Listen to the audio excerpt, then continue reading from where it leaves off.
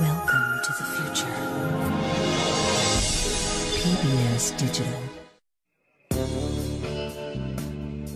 125 million miles away, a traveler is taking pictures for the folks back home.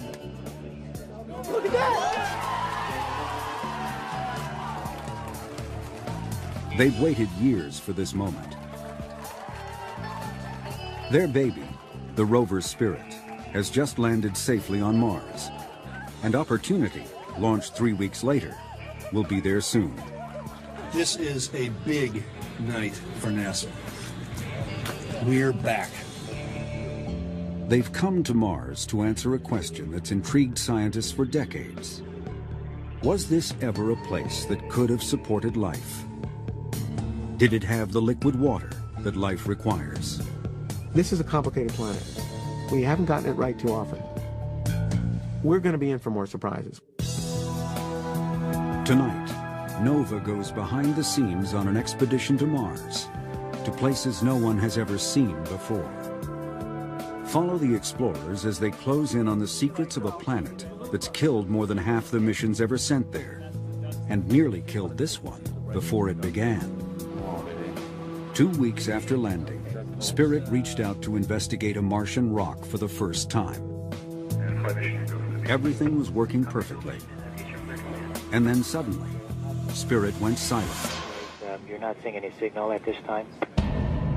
Negative. All at once, the party was over.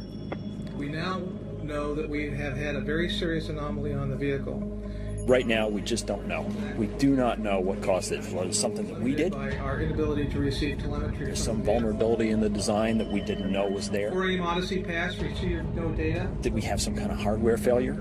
Something broke? Data on the normal director Earthlink section. Was it an act of God? There is no one single fault that explains all the observables. I mean, it could be any of those things. Meanwhile, Spirit's twin, Opportunity, was about to arrive. Every time we do an intercept landing, it is another experiment that may or may not work. And I have to admit, I did not sleep very well last night because this is exactly what's going on in my mind. You know, what if we had 2 disasters on our hands? I mean, all this wonderful excitement, and suddenly we would lose everything. 4 years of work, $850 million, careers, reputations, and the future of planetary exploration on the line. Welcome to Mars, right now on Nova.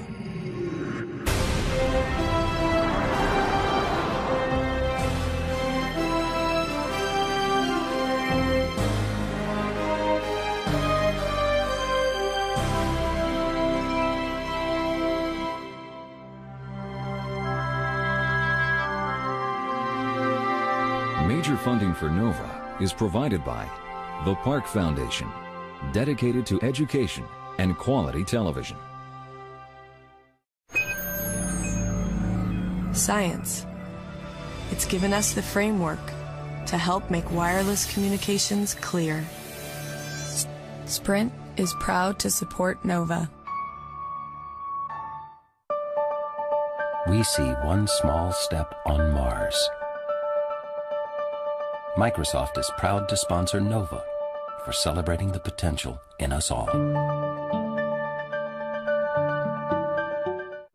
And by the Corporation for Public Broadcasting, and by contributions to your PBS station from viewers like you. Thank you.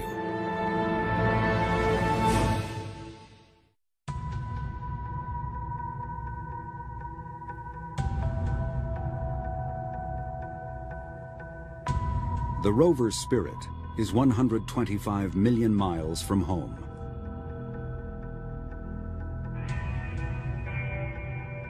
Whether it's alive or dead, no one knows.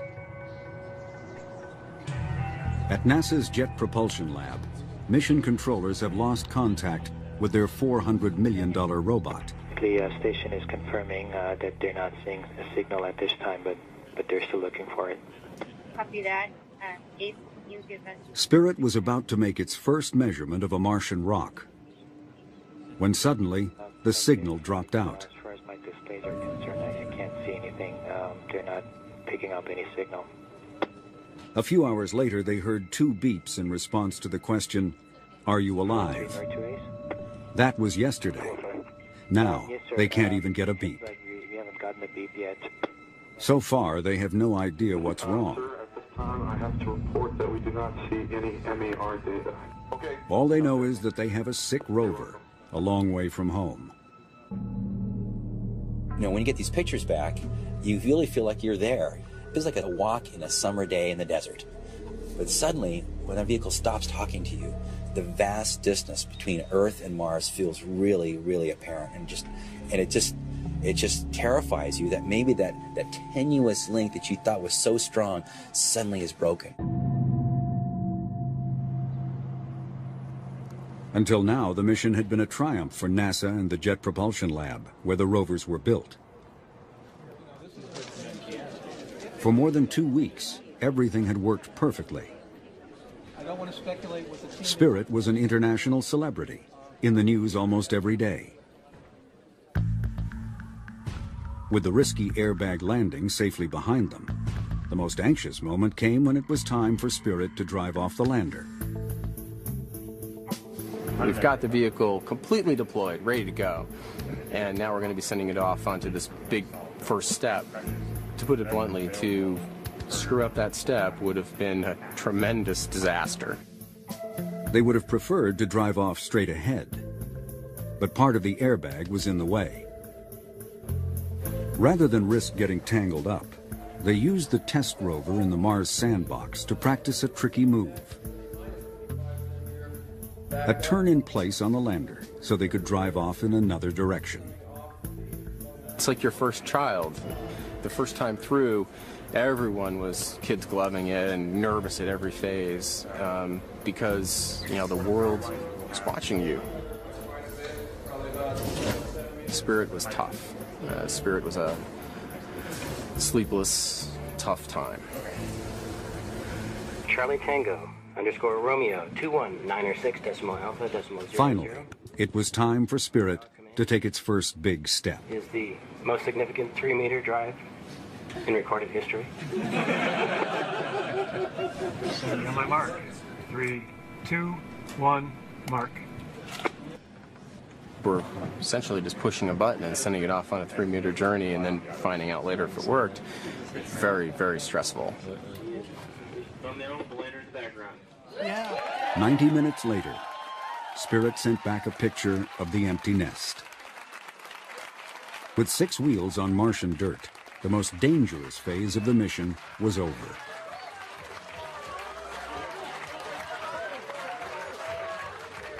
The time had come to start exploring Mars. This is what everyone had been waiting for. And then Spirit stopped talking.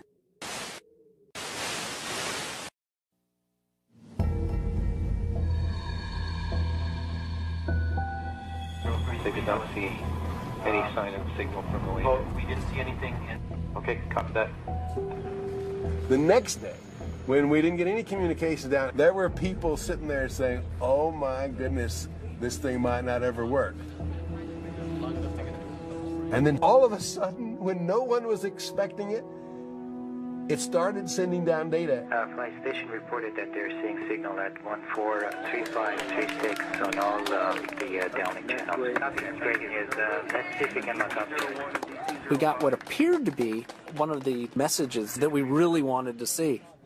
But as we went through it, and with the crowd of people around us, it became fairly obvious that it was just a really unfortunate piece of garbage data. We're going to look at some more, but it doesn't look promising. But even garbage is better than nothing. I was thinking, at least it's trying. So now we have a chance.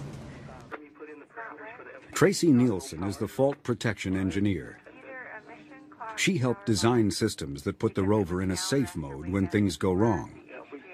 What they do here at JPL is they build a lot of robustness, a lot of fault protection capability, a lot of ability to keep the vehicle alive into the hardware. And what that does is it buys time. It buys time for some very smart engineers to go through the data and figure out what the hell happened. We're thinking there's a problem with the software, and so... They have lots of theories, But until they get some real data from the rover, they can't diagnose the problem. Get the same thing, so I mean, give us a minute. Copy that. Just want to understand. Thank you. There's a lot of pressure with get us the answers right now, and people 24 hours a day asking us what's going on, and we couldn't tell them anything. An hour later, they try to get Spirit to talk again. Copy that. 63. Then it did start talking to us, and it was great. I mean, everything looked perfectly nominal. We were cheering, and then it sent the same data again a minute later. And then it sent the same data again. And then it sent the same data again. And then it sent the same data again. And we're like, oh, it's like Groundhog Day. No. And then the signal dropped out. Just when Spirit seems to have lost its mind completely, it calls home again. Fault monitors, there's 72 monitors. And finally, there's some useful information. Spirit's computer has tried to reboot 66 times in the past 2 days. Copy that. When a computer crashes on Earth, you can press the reset button and start over. But when Spirit crashes, there's no one there to press the button. So it's programmed to reboot itself. And that's what it's been doing, over and over for 2 days, without shutting down at night to conserve its batteries. So when it's supposed to be asleep, the thing was awake for hours, thrashing around, doing we don't know what during the night. And the battery is getting, the power system is getting pulled down lower and lower and lower. The vehicle is not designed for some of the things that it was going through. They send a command to shut down, but it doesn't work. I wasn't even sure if we were going to make it. We didn't seem to be making progress in getting control of the rover, and if the battery just kept going down, we could have lost it. As night approaches, the unhinged rover is still wide awake. The automatic fault protection should shut things down before the power system is damaged. But it may not work in this crippled condition. With the rover on the dark side of Mars, the next chance for contact is 19 hours away, if Spirit survives the night. Work continues at JPL, searching for a common thread that links all the problems they've seen. Change the vault, how fast we're putting data in the pipe. Everyone could use some sleep. They settle for pizza. I went one day where I went 27 hours here at work. There's always one more thing to look up, one more thing to check. So even if you do go home, you can't really sleep.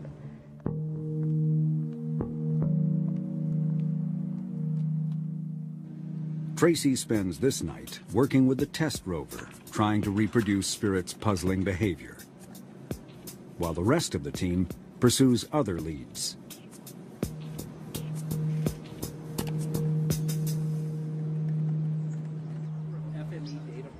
By morning, they have a suspect.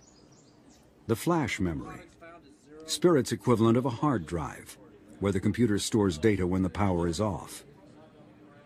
And as it turned out, there was a way, which we'd used in test, to isolate flash memory and keep it out of the picture altogether.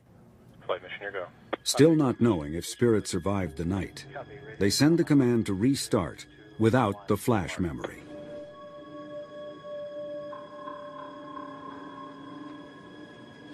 Nothing happens. But there's a good reason. Spirit is asleep. The fault protection worked, pulling the plug during the night, probably saving the rover's life. Later, Spirit wakes up and receives the command. Flight Ace, we've locked on telemetry 145414. And it works. Partial control of the vehicle. Even so, without the flash memory, Spirit can't do much. And they still don't know what's causing the problem. We are a long way from being out of the woods. It's going to be quite a while before we're doing science with this thing again. But we have got a way of talking to the vehicle now so that it responds appropriately. It has regained its sanity. And that's a good feeling. And not a moment too soon. Opportunity will be landing on Mars in just a few hours. Saturday night, January 24th. It's showtime at JPL. At 8:59 p.m., Opportunity begins its plunge to the surface of Mars. Spirit's crisis was a blunt reminder of how quickly things can go bad. And landing is the most dangerous moment they face. A nerve-wracking 6 minutes of automated parachutes and airbags that must work perfectly to work at all. If you go for that full emotional roller coaster ride, you're history. I mean, it is just emotionally too hard to take over and over and over again. Though this is an exciting ride, you know. If we get this vehicle down the surface of Mars, we'll be very, very, very happy. The spacecraft is bouncing on the surface of Mars and rolling around. The antenna is pointed at many different orientations. Guys, LCP, we see it on the LCP. We're seeing it on the LCP.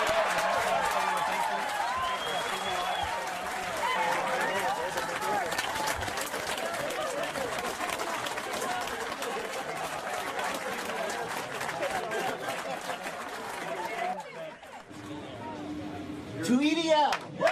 The landing team is feeling especially good tonight.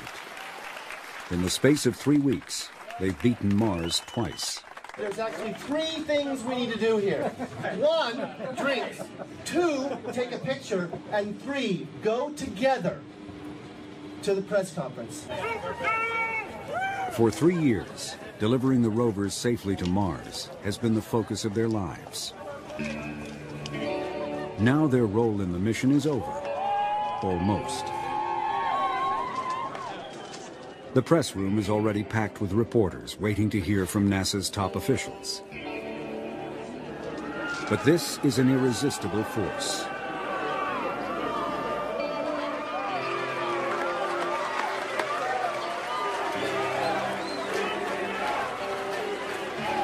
These engineers are now the world's leading experts at landing on Mars. Many of them are already at work on future missions.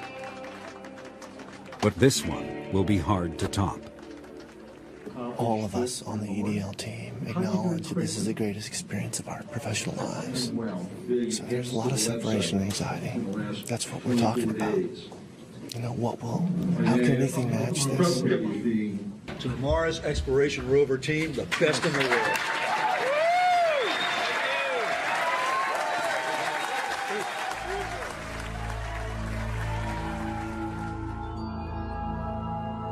Spacecraft have been visiting Mars for more than 30 years. From orbit, they've seen ancient floodplains, dried up lake beds and river channels. Strong evidence that this now cold, dry planet was once bathed in liquid water, the essential ingredient of life. Recently, scientists have found life on Earth in places they never thought possible before. Miles deep underground, beneath Antarctic ice, even in boiling water by deep-sea volcanoes, living on the chemical energy of sulfur instead of sunlight. Wherever they look, if there's liquid water, there's life. So if early Mars had water, perhaps it had life as well. But so far, attempts to find it have failed. And so have attempts to find proof that Mars really was wet. The evidence that we should find, we don't find. We don't find the minerals that would suggest that there was lots of water around on Mars long ago. However, we do find the channels. So there's a contradiction. There's a question, what's going on this planet which has part of the evidence, but not all of the evidence? To find the answer, Spirit and Opportunity will explore sites that look like they once had water and try to prove it on the ground. For Spirit, the science team chose Gusev Crater, which they suspect was once a huge lake fed by a channel the size of Grand Canyon. And on the other side of Mars, they chose Meridiani Planum, where an orbiter recently detected a mineral called hematite, which sometimes forms in contact with water. This is where Opportunity just landed. That's the first time in the history of planetary exploration that a chemical signature on a surface of a planet of the type we were looking for, related potentially to water, was staring at us. Now look at this one. Look at this! The first pictures are stunning. Just a few feet away from the lander is an exposure of bedrock, the first ever seen on Mars. Holy smokes. I'm sorry, I'm just blown away by this. Bedrock is the holy grail of geologists, a record of ancient environments carved in stone. This is the sweetest spot I've ever seen. That outcrop in the distance is just out of this world. I can't wait to get there. I got nothing else to say, I just want to look.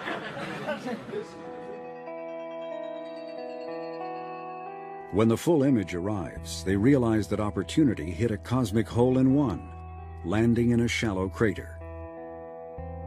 We got lucky. I mean, we just got damn lucky. You know, Tiger Woods couldn't do this.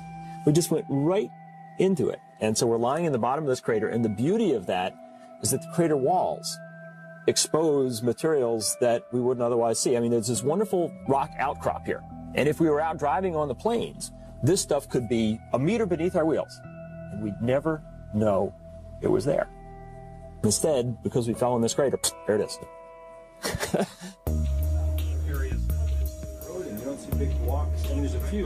The science team has been planning, rehearsing, and dreaming about this for years.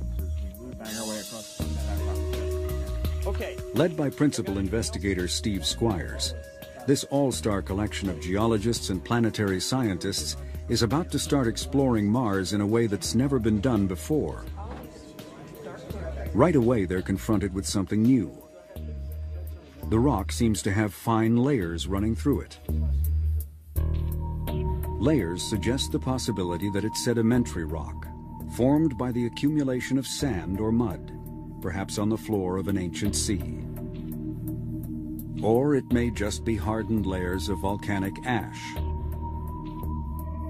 Volcanoes covered much of Mars in lava and ash billions of years ago. And until now, scientists have seen little evidence of anything else. Most of the rock on Mars is volcanic lava flow.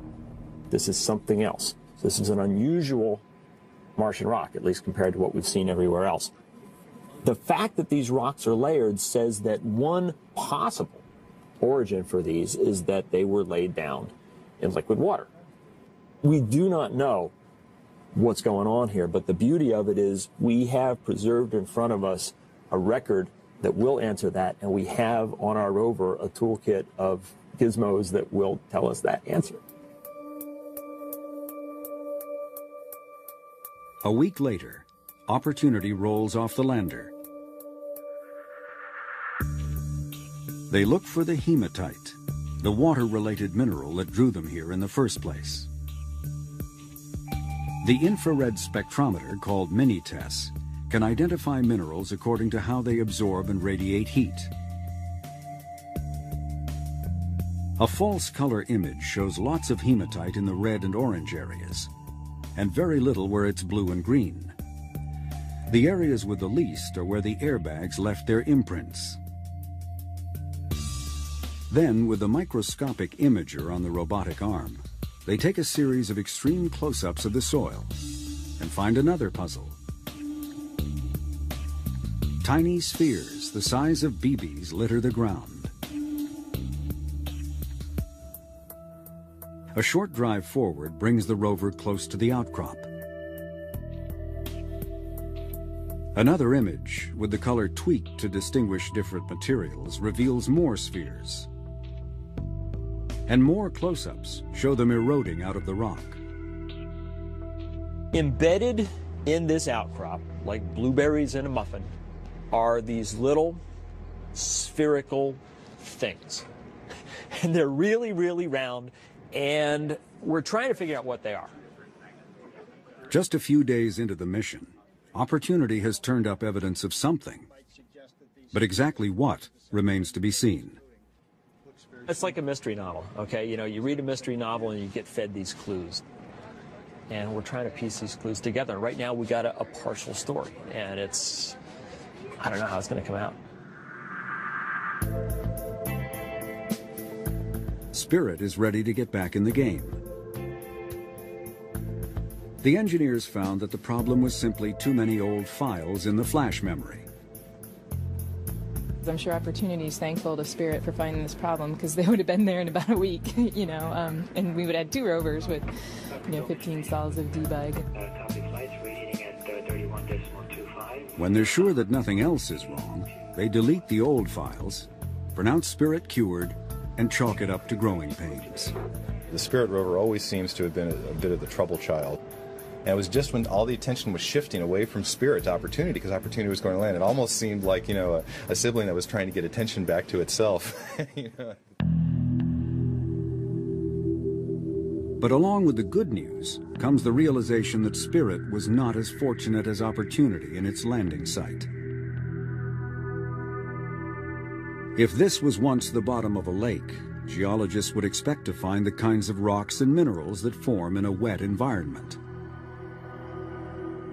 They sample a boulder and the soil near the landing site. But it's all volcanic and shows no sign of ever having been wet. The evidence they're looking for may have been buried, or it may have eroded away, or it may never have been there at all. The rocks that we have analyzed appear to be basalts, the most common type of lava. And as a person who is really interested in lavas, this is fine with me. But it's a disappointment in a way for the mission, because we are after evidence that this really was a lake bed. Maybe they can some kind of thing. Natalie Cabrol was one of the first to suggest, 15 years ago, that Gusev was once a lake.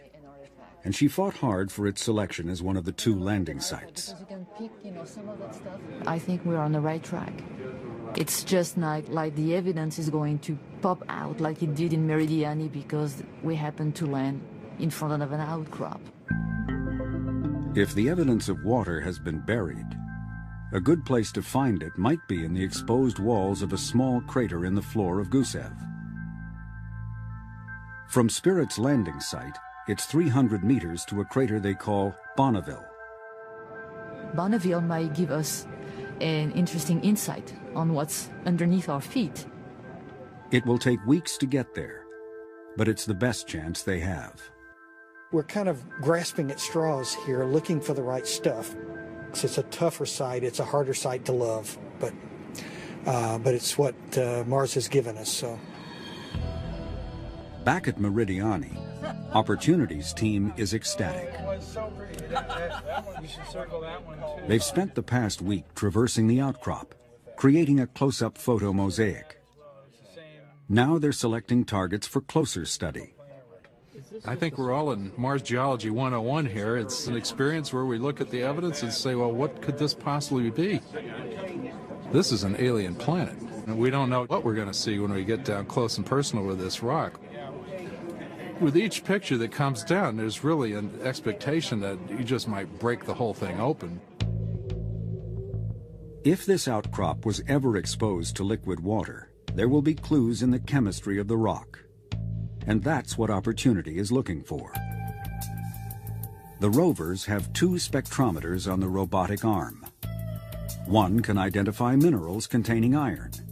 The other sees chemical elements.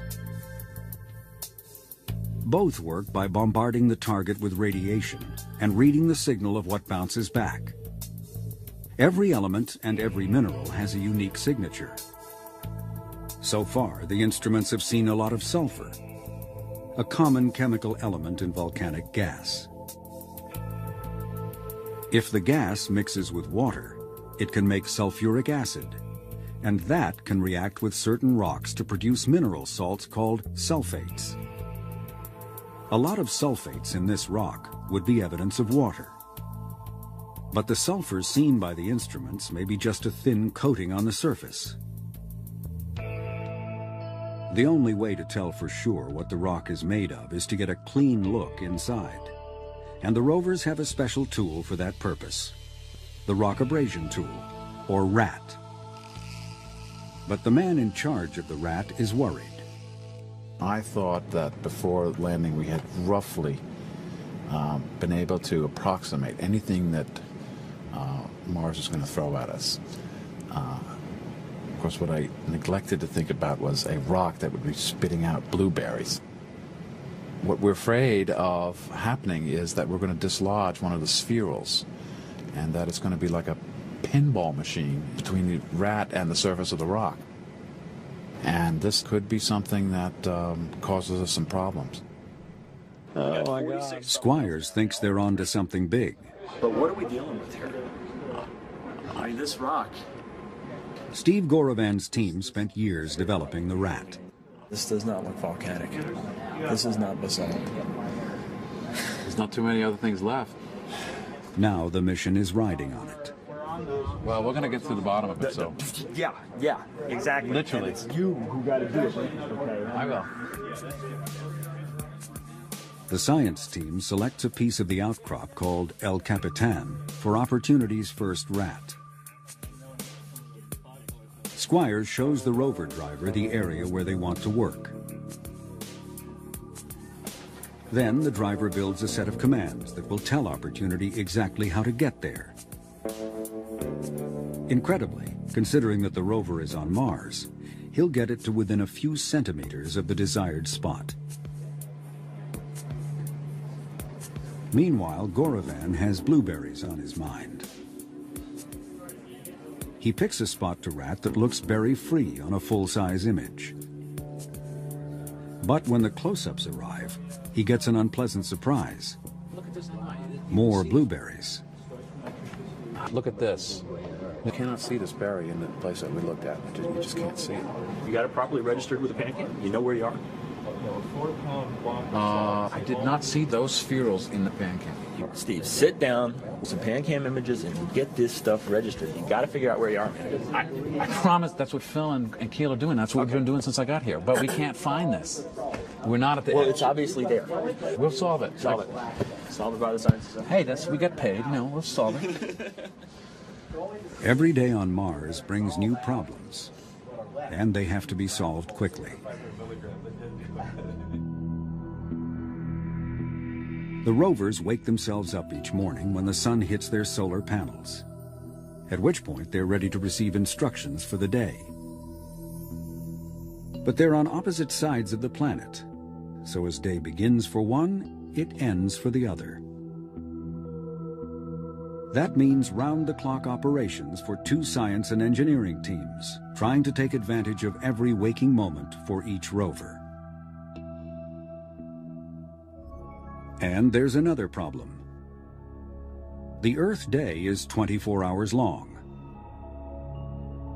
But the Martian Sol is 24 hours and 40 minutes. Every day the rovers wake up 40 minutes later. And to stay in sync, the people on Earth must do the same. So if the day starts at 7:30 on Monday morning, on Tuesday it's 8:10. On Wednesday, 8:50. This way, it's better. A week later, it's 2:10 in the afternoon. And so on, marching relentlessly around the clock, until everyone is in a state of permanent Martian jet lag.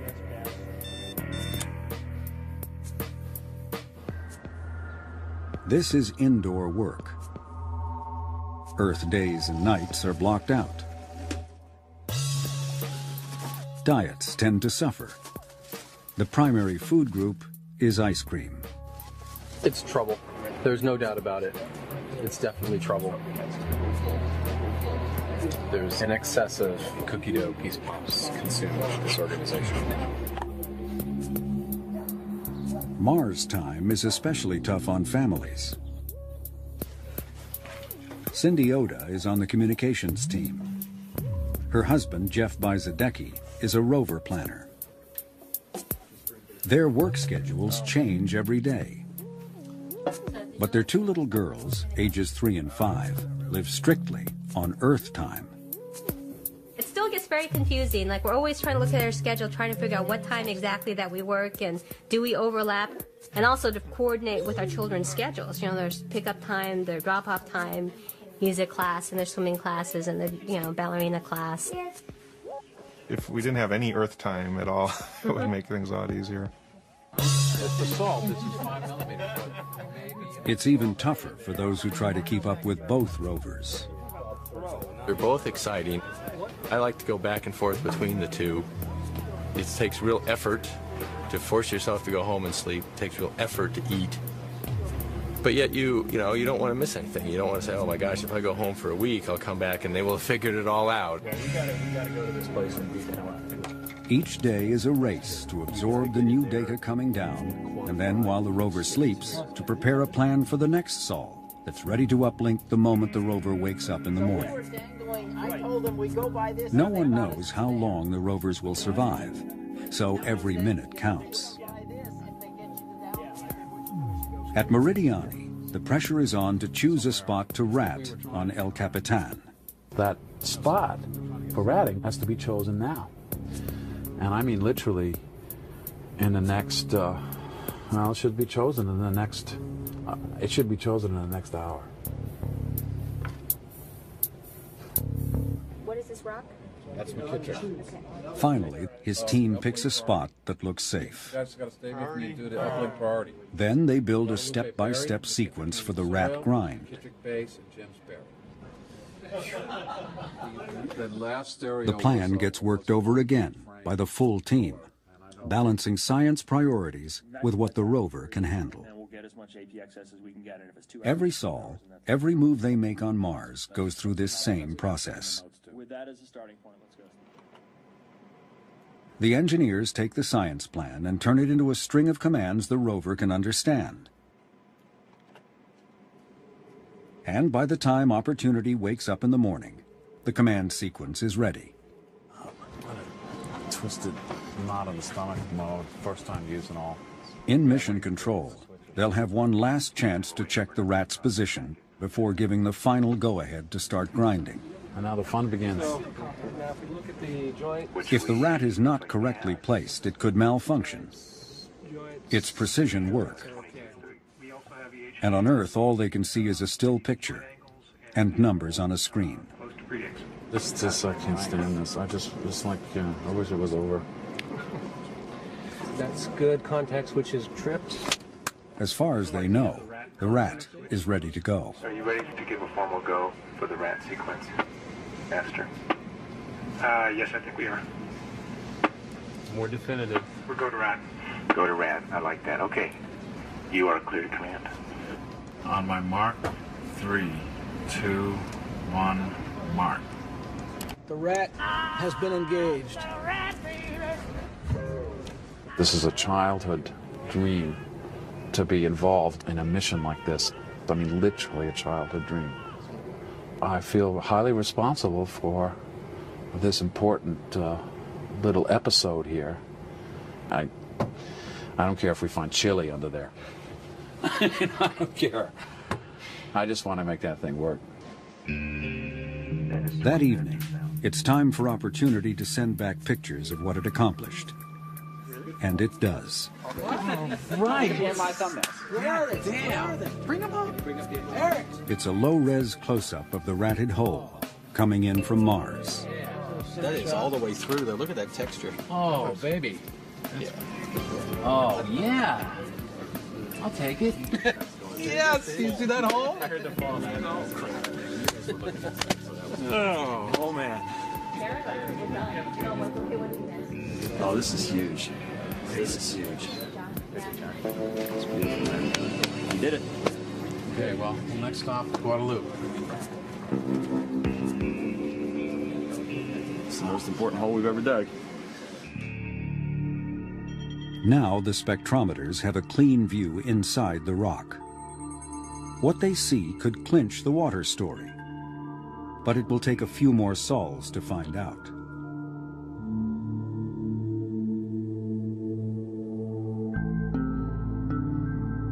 At Gusev, Spirit is closing in on Bonneville Crater, and there's still no evidence of an ancient lake. But Mars is what Mars is. I happen to really like the Gusev site because it's working class Mars. You know, it's the 98% of Mars. We went thinking we might find a lake, but what we're finding is lavas and dust and craters and impact processes and the winds blowing for eons. That is probably most of Mars. Gusev is just good solid down-home Mars. That could change when they see what's over the rim of Bonneville Crater.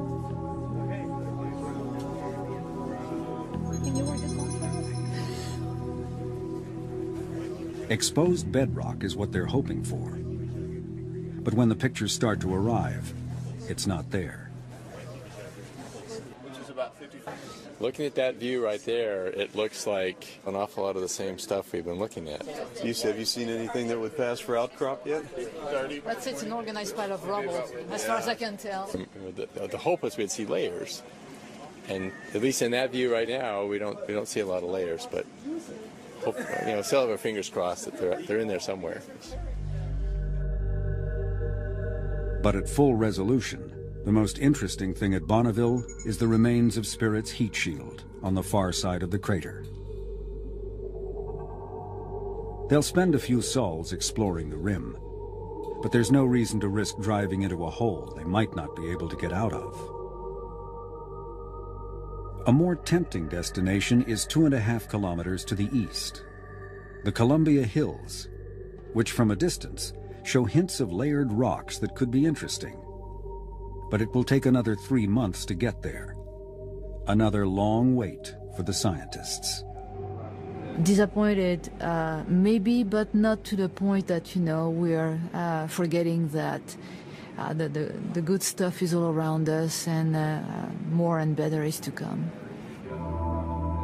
It's at the same size scale as the other points there. At Meridiani, everything seems to be pointing to water. But they have to resist jumping to conclusions before all the evidence is in. Anybody in the world can look at this data. The same data we're looking at right here is all available on the web. So there are some kind of frustrated geologists out there. They're wondering what's taking so long to figure out the obvious. First, the blueberries. Nature has more than one way of making things round. An asteroid impact or volcano can spray molten rock into the air, where droplets harden into tiny beads and fall back to the ground. Well, imagine if that's happening. Boom, a bunch of these things fall in. They're all going to be concentrated in one layer, right? We don't see that. They're dispersed. Best guess is that they're concretions now, I think. They think it's more likely that the berries are something called concretions, mineral deposits that grow in water-saturated rocks, like pearls and oysters. That's what they look like, but to be sure, they need to know what they're made of. The view of the spectrometers is too wide to measure a single sphere. So they zero in on a cluster where the view is mostly blueberries, and what they see is the signature of hematite, the water-related mineral that drew them to Meridiani in the first place. Concretions made of hematite are common on Earth. In southern Utah, they weather out of bedrock and cover the ground, just as they do on Mars. The hematite in the Martian blueberries is solid evidence that they are, in fact, concretions. This alone would make a strong case for water. But then comes the clincher. The long-awaited spectrometer data from the rat hole on El Capitan.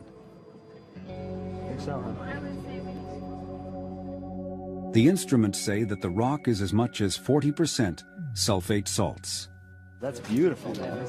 It's so different from anything that we've seen before. That's great. There's no doubt what this means.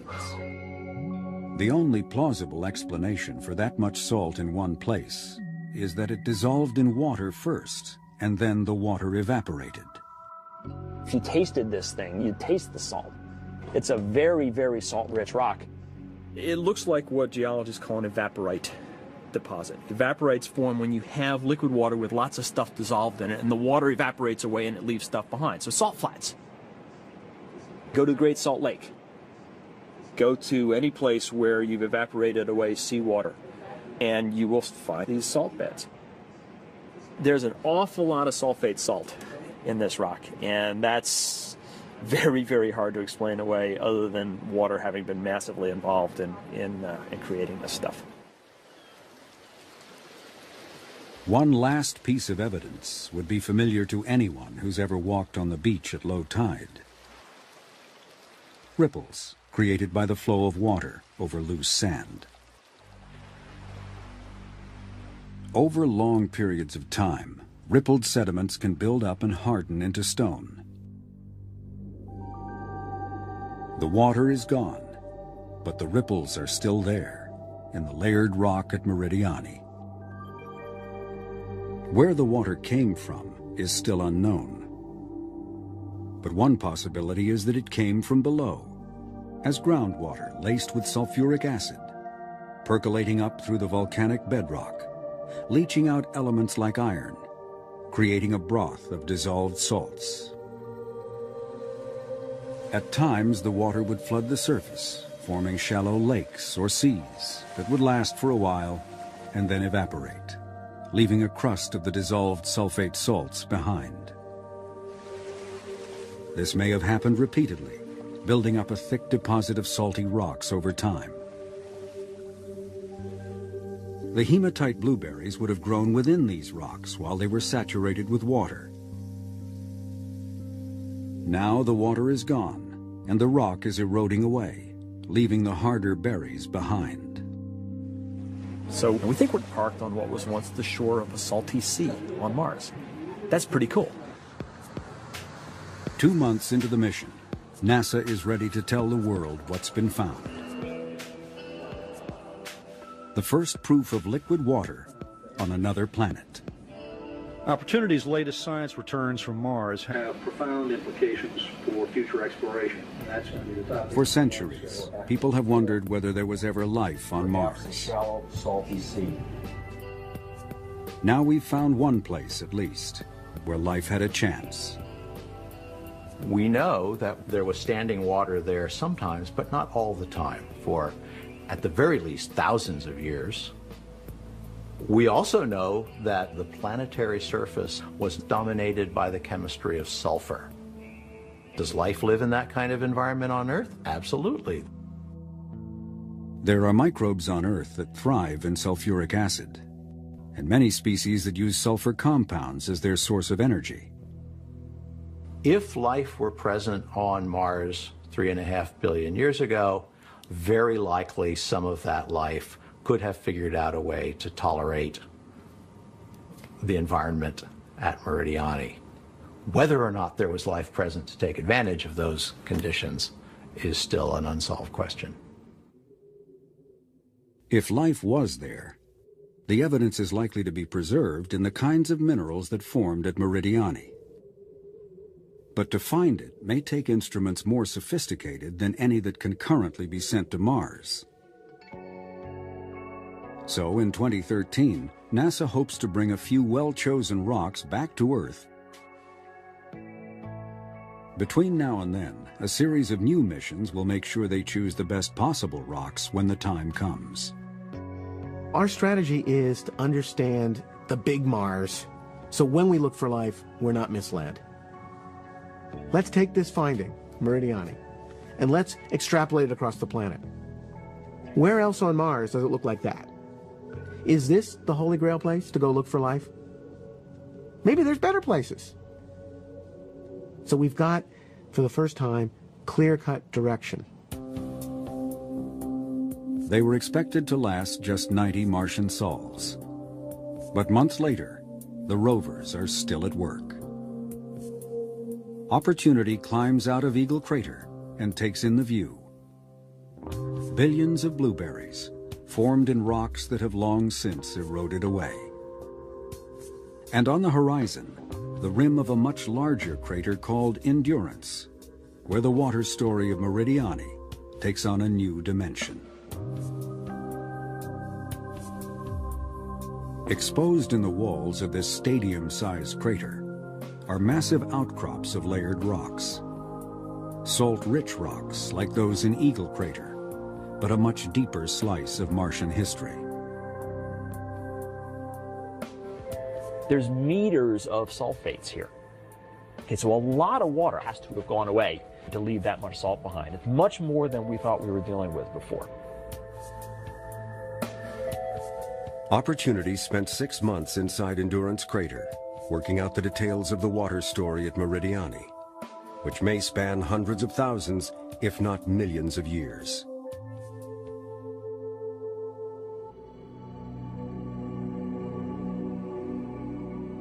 And then there's Spirit, the long-distance traveler. On Sol 156, it's at the base of the Columbia Hills. 70 meters up is an outcrop of bedrock, the first they've seen in Gusev Crater. But it will be a tough climb. This is one beat-up vehicle. This thing has traveled for 3 kilometers. It's coated with dust. We got a gimpy wheel. You know, that front right wheel is hurting. If it was a fresh vehicle, I'd say, yeah, we could climb this hill. As it is, it's going to be a struggle. A month later, Spirit has beaten the odds and become the first mountain climber on Mars. And it's here that the rover finally gets lucky. Orbital maps suggest this bedrock is older than the floor of Gusev Crater, and possibly older than any lake it may once have held. But the instruments detect goethite, an iron mineral that can form only in the presence of water. This may prove to be a different water story than the one Spirit was looking for. In any case, it will add a new dimension to our picture of Mars. At Gusev, we get 2 different pictures. The rocks in the Columbia Hills can tell us something about very early events in Martian history. They also tell us that in the last 3 billion years or so, not much has happened. It's been cold, it's been dry, it's been quiet. Meridiani, wonderfully enough, fits into the interval between those things. So the whole history of Mars isn't this place or that place. They both show us a real Mars at different times in its history. Days grow short as the Martian winter closes in. Solar energy fades, and the rovers are slowly starved for power. How much longer they'll last, no one knows. International Space Station. The Bush administration announced in 2004 the Constellation program. On the moon. A plan that would return Americans to the moon by 2020. But the program was never fully funded and was eventually cancelled.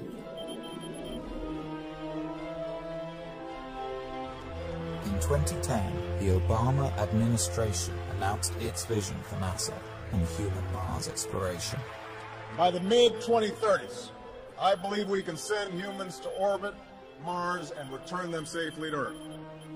And a landing on Mars will follow. And I expect to be around to see it. With a new timeline for humans to Mars sometime after 2035, and with administrations changing every 4 or 8 years, it is far from certain that such a plan will be realized. 20 years earlier, the first President Bush also proposed a long-term human exploration program, under great fanfare. The program quietly died in Congress a few years later. If you want to go to Mars, you cannot do it in 30 years. You can't do it in 20 years. You've got to do it in 10 years or less from program start, or you're more or less guaranteeing political failure. To date, only the Apollo Moon program, which was announced in 1961 and had men on the moon 8 years later, has succeeded in getting astronauts beyond low Earth orbit.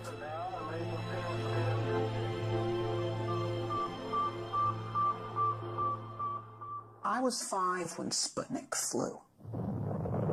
And while to the adults, Sputnik was a terrifying event, to me, as a child who was already reading science fiction, it was exhilarating, because it meant that this possibility of a spacefaring future was going to be real. And I was 9 when Kennedy gave his speech committing us to the moon. To go to the moon in this decade and do the other things, not because they are easy, but because they are hard. I grew up during the 60s when it was Mercury, it was Gemini, it was Apollo. Every month, NASA was doing something more impressive than in the month before. We were going to be on the moon by 1970, Mars by 1980, Saturn by 1990, Alpha Centauri by the year 2000. We were moving out, and I wanted to be part of that. And so I got myself a scientific education. But then in the early 70s, it's all collapsed. We achieved the first part of that program, Moon by 1970, but the Nixon administration shut down the rest, and we did not move out into space. And for a while, I accepted that, grudgingly. I became a science teacher. But then in the early 80s, something hit me, and I said, I'm not going to accept myself doing less than what I had dreamed of doing when I was a boy. Zubrin went back to graduate school, getting advanced degrees in engineering and aerospace.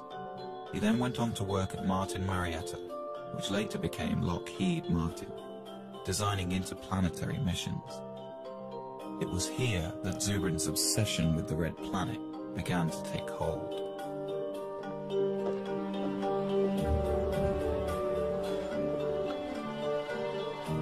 While at Martin in the 1990s, Zubrin and his colleagues developed a plan for sending humans to Mars that changed NASA's thinking on the issue. But the plan has languished on the drawing boards ever since. Now, as president of the Mars Society, Zubrin is at center stage in the debate over the future of manned spaceflight. Known as a smart, visionary scientist, he has authored several books on exploring space, and is the self-appointed spokesman for the possibility of colonizing Mars.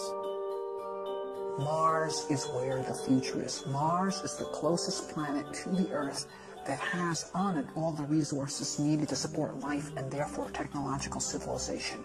It has water, it has carbon, it has nitrogens, it has a 24-hour day, it has a complex geological history that has created mineral ore, it has sources of geothermal energy.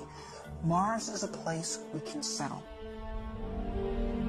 One reason for such optimism over a frozen world like Mars is evidence that 2 billion years ago, Mars was a much warmer and wetter place.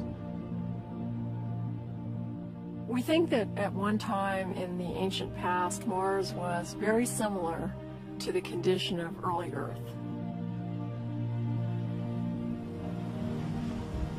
This Martian warm age lasted for over 1 billion years and could have been a suitable environment for the development of life. If we go to Mars and find evidence of a second Genesis on Mars, I think we can conclude that the universe is full of life.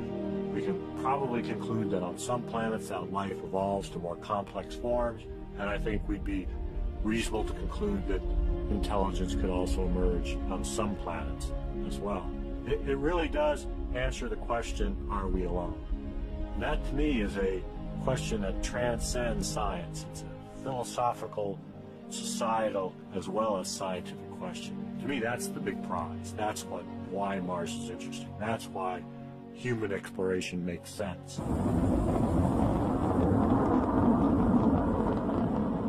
Space programs are often criticized for the huge sums of money they require.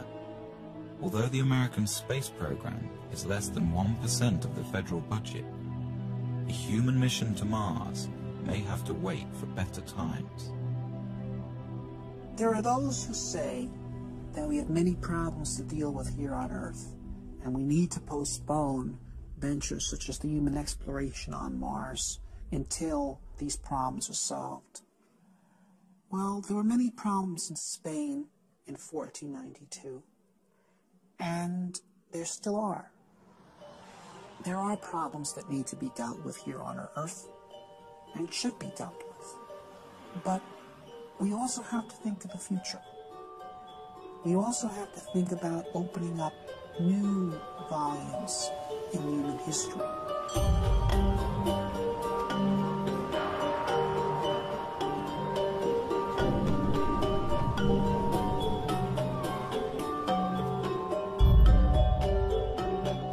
I believe that it's essential for a positive human future that humanity expand into space.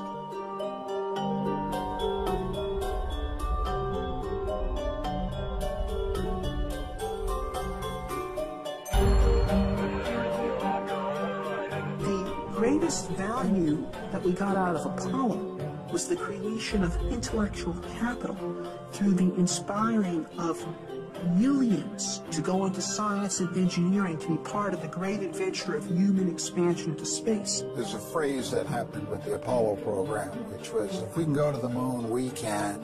And then everybody's filled in whatever they were interested in. Build mass transit, cure cancer, do this, do that. The point is, it did give us a sense that we could accomplish great things. It did bring out the best of us. We excited a generation of engineers and scientists. The generation that built the computers and cell phones and all the technology everybody uses today and takes for granted. If we set humans to Mars as our goal, we'll get millions of new scientists that will create new inventions, new industries. This is the enormous payback, and we can get it if we set the kind of challenge that will inspire the youth.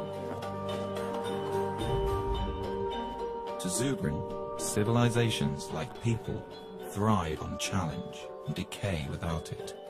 We have everything we have today because of our predecessors who had the courage to leave the world of the known and go out into the wilderness and build new cities. And if we stop being people like that, then we will hand down much less to our posterity than our ancestors handed down to us. So there's the choice in life. One either grows or one decays. Grow or die.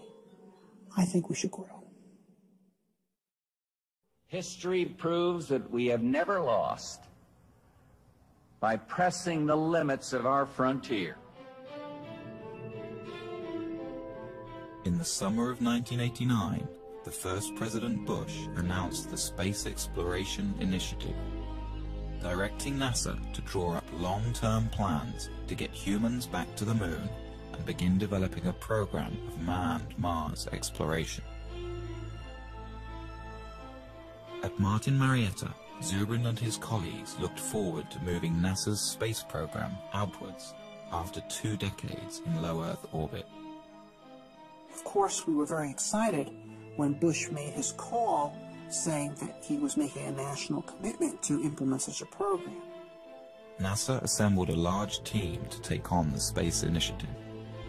In 90 days, the team developed a 30-year plan that required an enormous buildup of space infrastructure. What the NASA bureaucracy decided to do was basically design the most complex mission they possibly could in order to make sure that everyone's pet technology would remain mission critical, which is the exact opposite of the correct way to do engineering. First, NASA would triple the size of the planned space station and add enormous hangars, as well as free-floating fuel depots, checkout docks, and crew stations.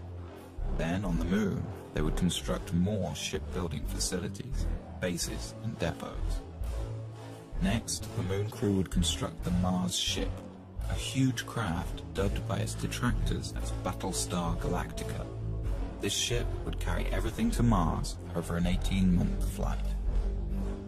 Once in Mars orbit, a small group would descend to the surface, spend a few days, then plant a flag in the ground and go home.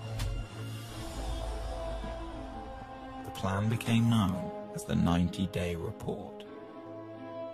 To those of us at Martin who had been engaged in designing Mars missions, when we saw the monstrosity of complexity of the 90-day report, we were dismayed, and it was readily apparent to anyone with any insight that that program would fail politically.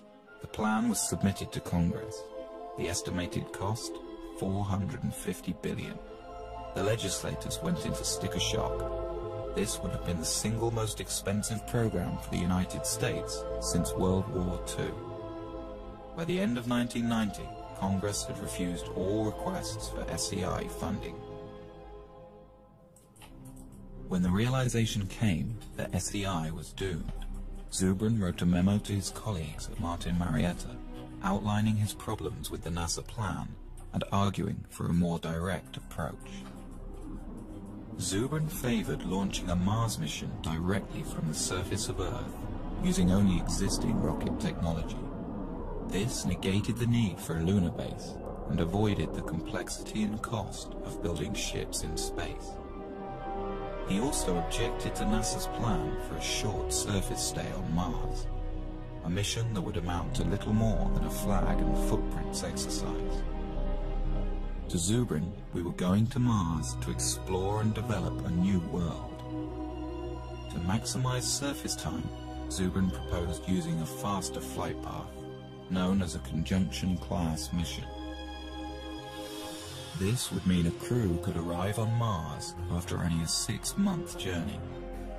They would then remain on the Martian surface for a year and a half.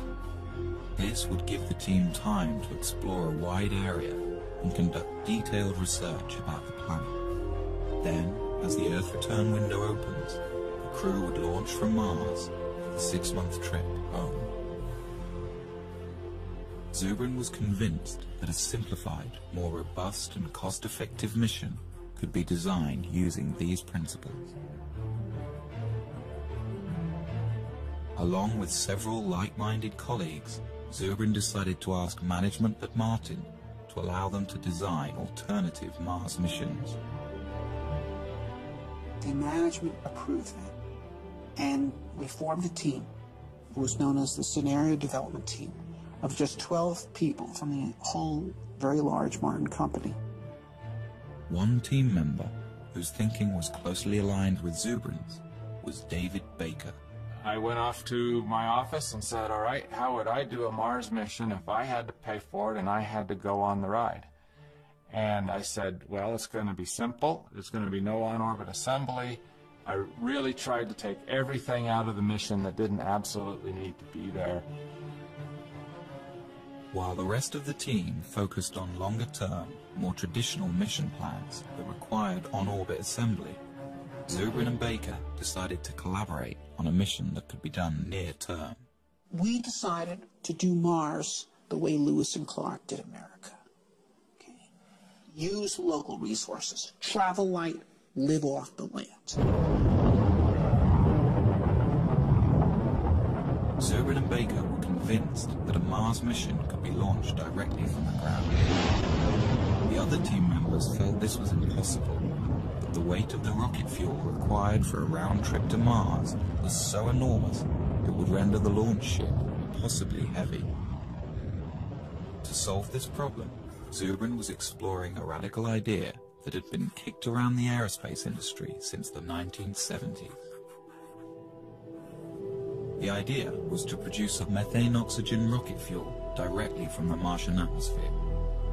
It was a relatively simple and robust chemical engineering procedure that was done commonly in the 1800s, the era of the gaslight. If the idea worked, astronauts could land a relatively light ship with empty tanks. They wouldn't have to ship all the fuel with them for their return trip. This would radically lower their size and weight. The only problem was methane-oxygen fuel requires a hydrogen component. Hydrogen exists on Mars in the form of H2O, but water may be difficult or impossible to extract from the Martian environment. Really, the hydrogen was only 5% of the total weight of the methane-oxygen propellant being manufactured. So if you just say, okay, we won't be pure, we won't get all of the propellant from Mars, we'll just get 95% of the propellant from Mars. The other 5% of the hydrogen we'll just bring from Earth. Another fundamental resource that could be extracted from the Martian environment is oxygen. A second processing unit could separate oxygen molecules from the thin carbon dioxide atmosphere, providing breathable air for a Mars crew. If used intelligently, the same resources that make Mars interesting are precisely what could make it attainable. Baker and Zubrin had greatly reduced their mission mass, but they still found their ship was too heavy and would require 2 launches and assembly in space. Then Zubrin hit on an idea. Well, one of the key events of the Mars Direct development was one morning Bob burst in my office and said, "I've got it." The idea that I finally hit on in 1989 was that we would split the mission up into 2 parts, and we'd send the return vehicle out first with its own return propellant plant. So the propellant would be made on Mars before the first astronauts ever left Earth. With 2 separate direct-to-Mars launches, a human crew would have a fully fueled ship waiting for them on the surface of Mars before they ever left Earth. So Zubrin and Baker had come up with a plan that seemed to accomplish all of their goals. It was relatively inexpensive, development time was short, they could use existing technology, and it allowed for a long stay on the Martian surface. They dubbed their idea Mars Direct.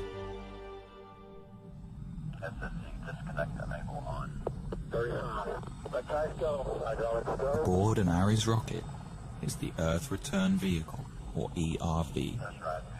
No one is aboard this ship. It will pave the way for the astronauts who, years later, will use the ERV to return to Earth.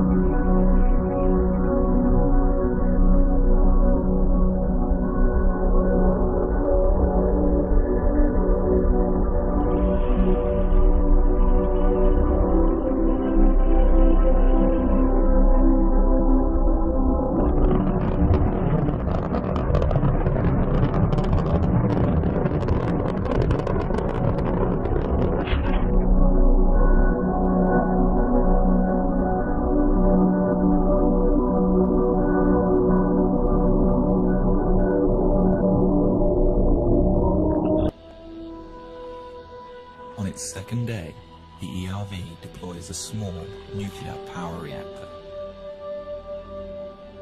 The reactor powers a chemical plant inside the ERV. The plant will produce the methane-oxygen rocket fuel for the launch home.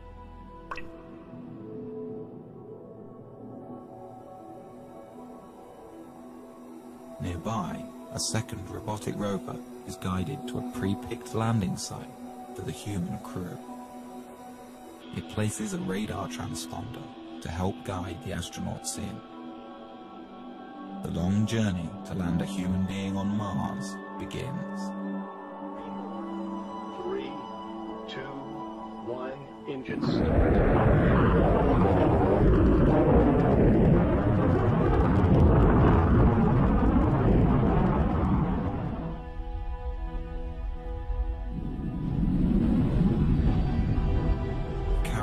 Skillfully assembled flight team in history, 4 astronauts begin their 2.5-year mission to the Red Planet. This will be the first time a human has gone beyond the Earth-Moon system, 250 million miles farther than any person has ever been.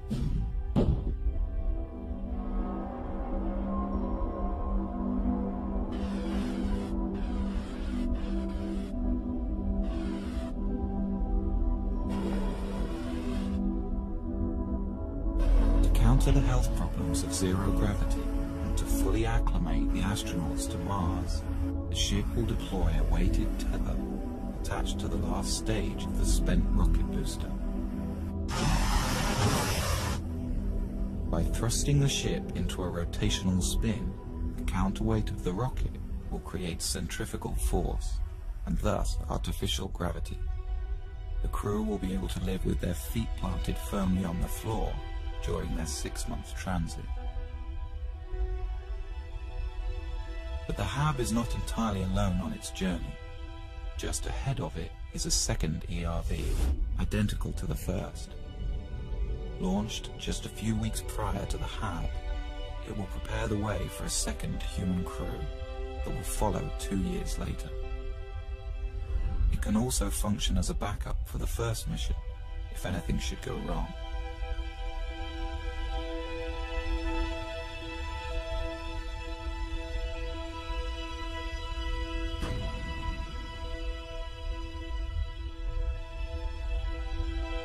On the 6th month of the flight, the crew will gaze upon an alien world. This is the new frontier.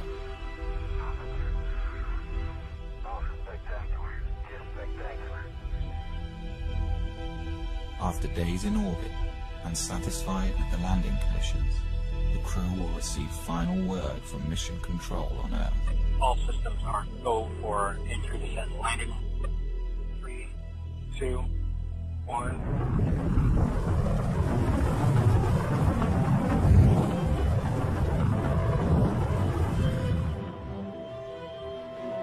It will be a tense 40 minutes before people back on Earth get the signal from Mars and know if everything has gone well.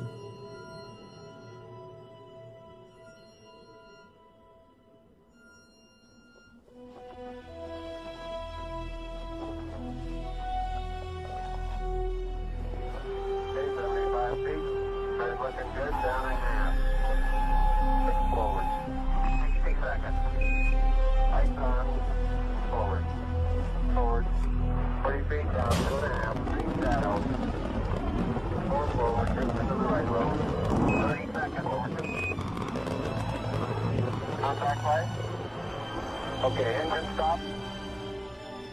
We're seeing it on the altitude. We're on Mars, everybody.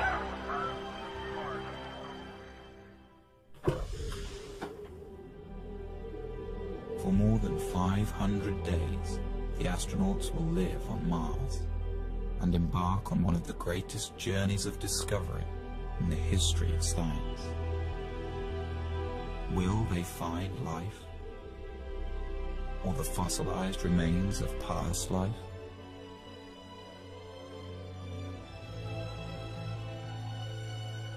Such a discovery could tell us whether our solar system has seen more than one Genesis, and answer the ultimate question: are we alone?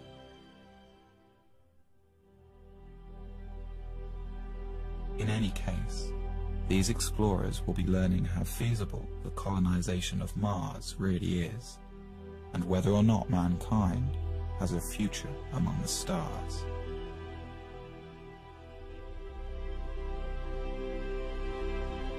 Then, when the time comes and the window for Earth return opens, the crew will climb into their Earth return vehicle and head home.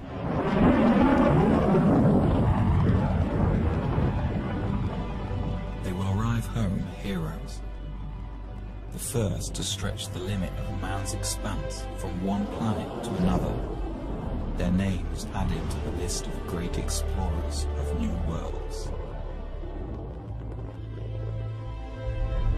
In their footsteps, others will follow.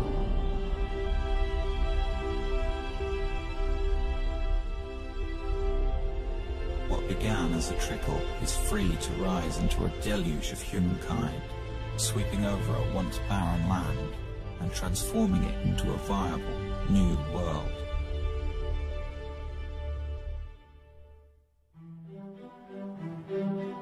When Baker and Zubrin presented Mars Direct to their bosses at Martin, they expected the worst. To their surprise, management was excited about it. They liked the fact that everything needed was relatively simple and near-term. As time went on, Martin Marietta embraced Mars Direct as their creation and put Bob and I on an airplane to several NASA centers to present Mars Direct and try to build some momentum for it. Baker and Zubrin flew to the Marshall Space Flight Center in Huntsville, Alabama. This had been one of the original design hubs for the Apollo moon landings, but recently many of the engineers had become demoralized by the failure of NASA's SEI program. Tag team style, Baker and Zubrin presented their alternative mission architecture. The response was thrilling. The old-school Apollo crowd embraced it. This was a plan that actually made sense and was within reach. Baker and I gave a number of briefings. The first was at the Marshall Space Flight Center. Next was at Johnson. These people were incredibly excited. Over the next few weeks, Zubrin and Baker were flown around the country, pitching to all branches of NASA. And everywhere they went, the response was electric. The plan was standing up to scrutiny, and groups all over NASA were converting to Mars Direct. Their tour culminated in a public presentation to the National Space Society. The crowd gave the two aerospace engineers a standing ovation.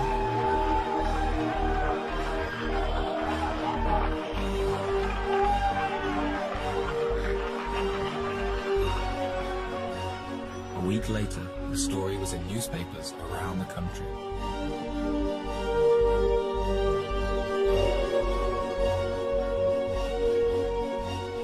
But a counterattack was beginning to form within NASA.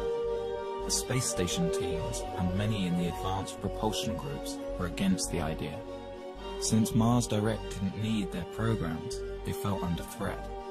As quickly as doors opened for Zubrin and Baker, they began to close. NASA didn't want to pursue a Mars mission at that time. They didn't want to be derailed by a bunch of Mars fanatics that thought that their idea of what NASA should do should overwhelm what NASA thought NASA should do. What we did in Mars Direct was literally come up with the leanest solution, the one that involved the least spending on an assortment of technologies and infrastructural elements, including, for example, we made no use whatsoever of the International Space Station. And so people involved in all those programs were very upset because we were showing that you could go to Mars without their program being required. They felt that we were de-justifying them. The NASA administration rejected Mars Direct. The two engineers were outsiders again. But Zubrin remained determined. Bob had grabbed hold of it, and I could see that it was his, and no matter what I did, he was going to do what he was going to do, and he was going to be a proponent for it and push it, and I really saw my role sort of evaporate. It's a little bit like being a dim planet next to a bright star around him in terms of his enthusiasm, and you really can't compete with that. All you can do is decide how you're going to deal with it.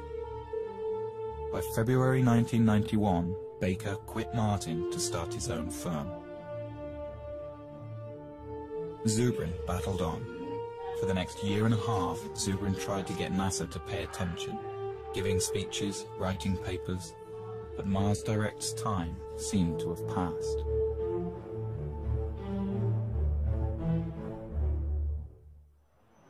But then in 1992, a new administration came into power at NASA, and Zubrin saw a second chance. I was invited to brief Mike Griffin, who was the Associate Administrator for Space Exploration in charge of the whole Space Exploration Initiative. He immediately became a very strong supporter of Mars Direct. But before the engineers at NASA would take another look at Mars Direct, they wanted Zubrin to prove that producing rocket fuel on Mars could work. They gave Martin Marietta a small budget to do an experiment. Zubrin and his team built a machine called the In Situ Propellant Plant. It could take carbon dioxide, the dominant gas in the Martian atmosphere, combine it with a little hydrogen, and produce a methane-oxygen fuel. We did it in 3 months with a very small team. We built a plant that was 94% efficient. And no one who actually participated in that effort was actually a real chemical engineer. They were all aerospace engineers, like me, who were simply dabbling in chemistry in order to prove to NASA that 19th century chemical engineering really worked.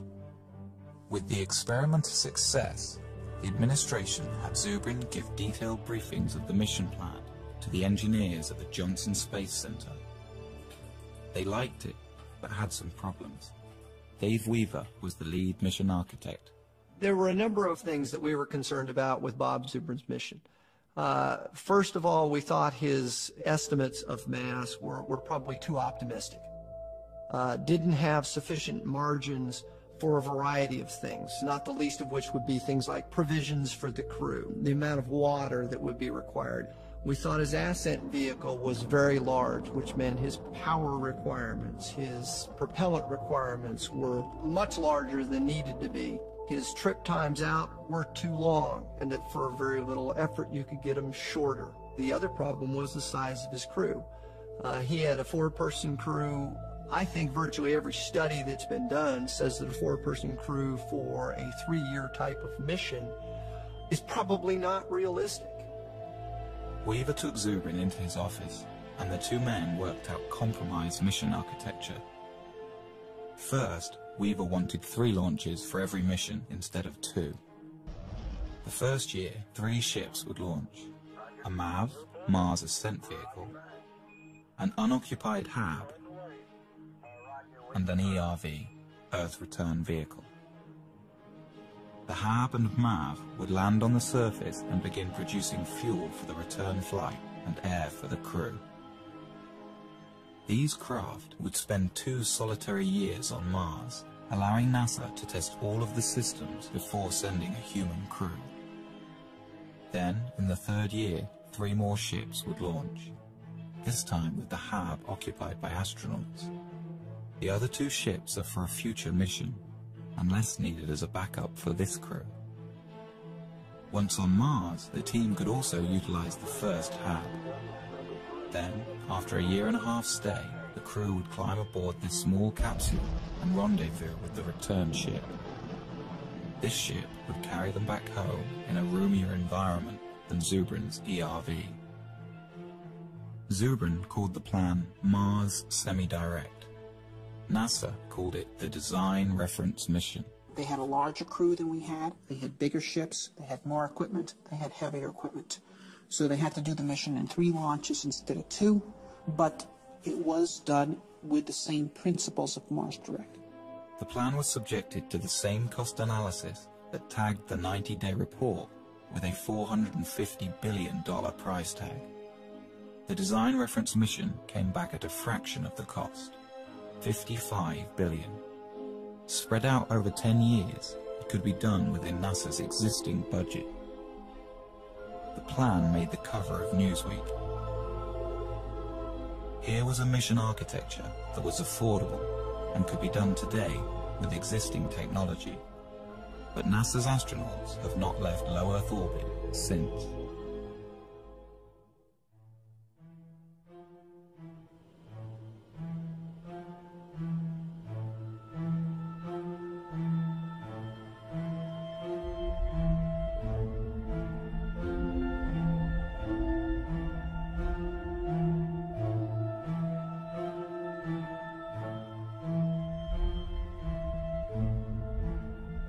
With the completion of the International Space Station and the retiring of the Space Shuttle program, a debate rages over the future of space exploration.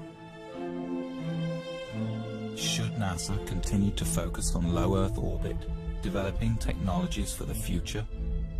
Or should NASA have a goal, like it did in the 1960s with Apollo?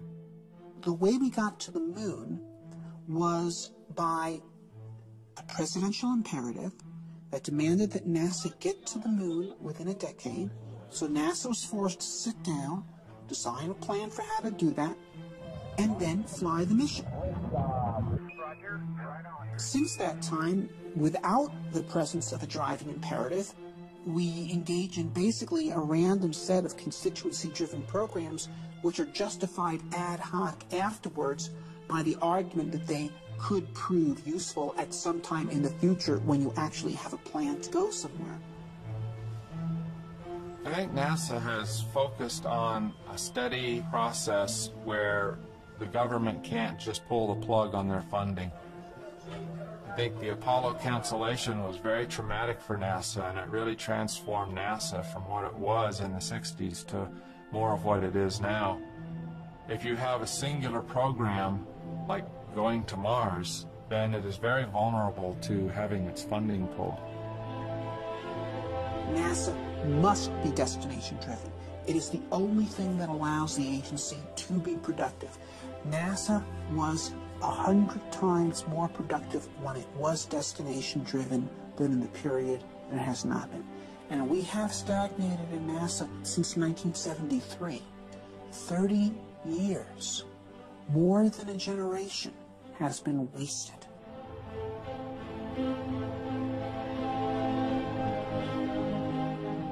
The American space program's been stagnant for 30 years. There's a once-in-a-generation shot right now to get it moving again by giving it a goal that'll take it somewhere. So the stakes today are high. And if you ask me if I am nervous right now, I am.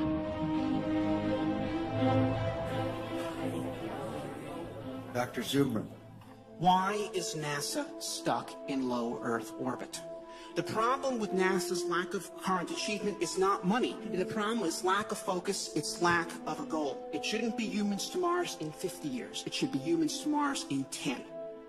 We can do this. We do not need gigantic nuclear electric spaceships to send people to Mars. That is pork, it's nonsense. The primary question I get from American people is, why aren't we doing this? There's a big sense of disappointment, almost verging on a sense of betrayal. The purpose of spaceships is to actually travel across space and go to new worlds, not to hang out in space and observe the health effects from doing so.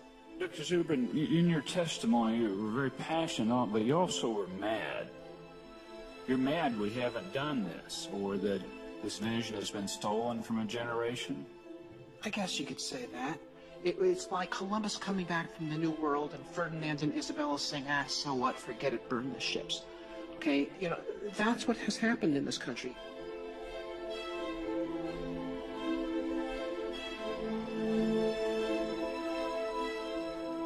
We've won our point that there needs to be a destination. What we need, the point we need to win on now is the destination needs to be Mars, and it needs to be soon.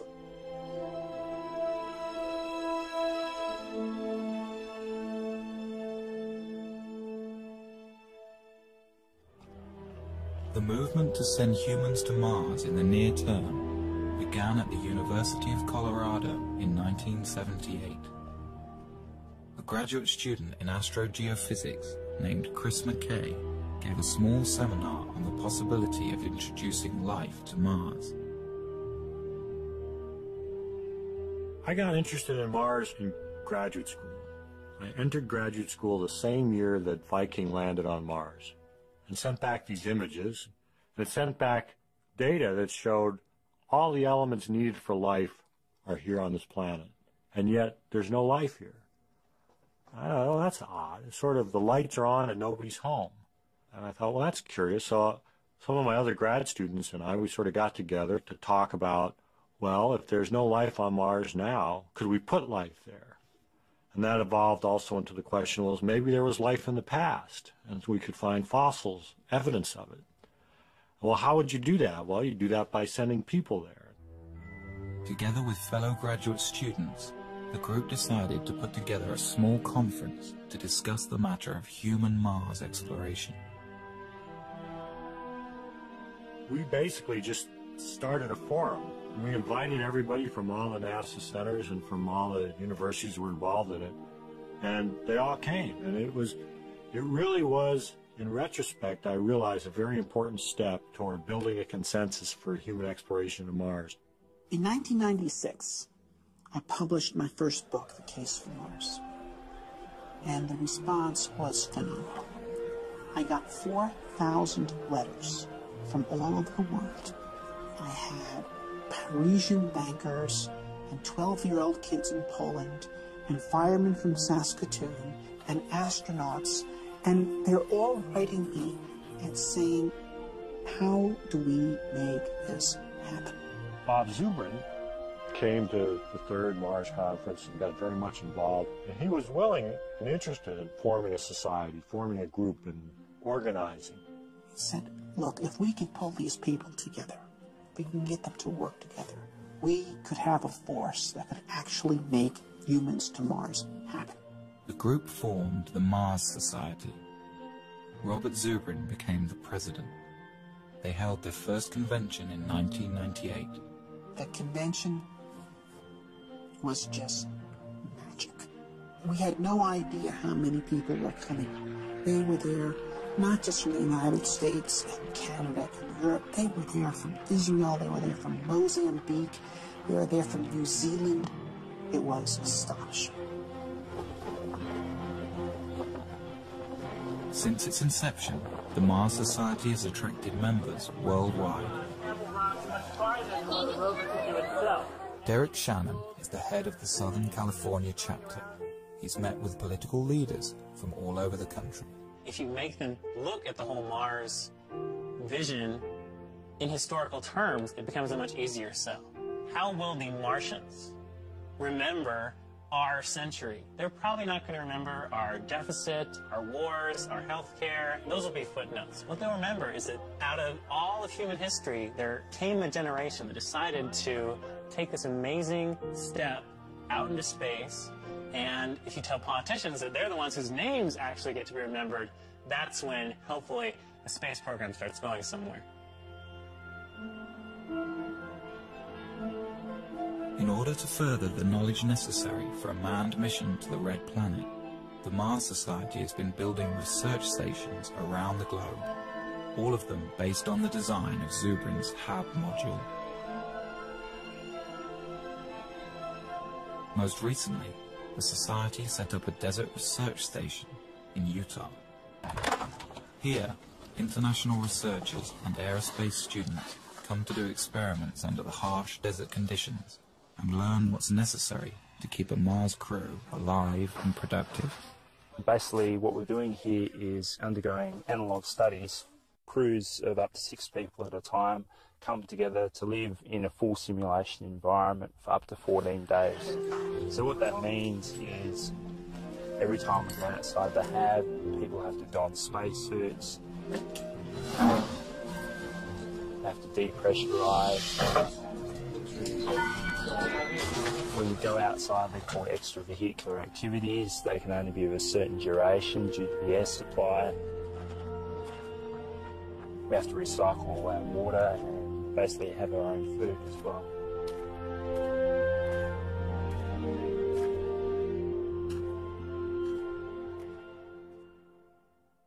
It's great to fantasize, but it's another thing when you have to put it together, when the nuts have to fit the bolts.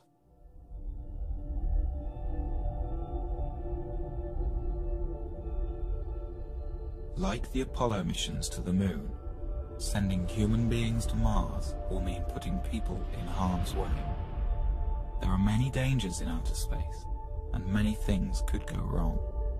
A serious equipment breakdown could doom the crew to their deaths.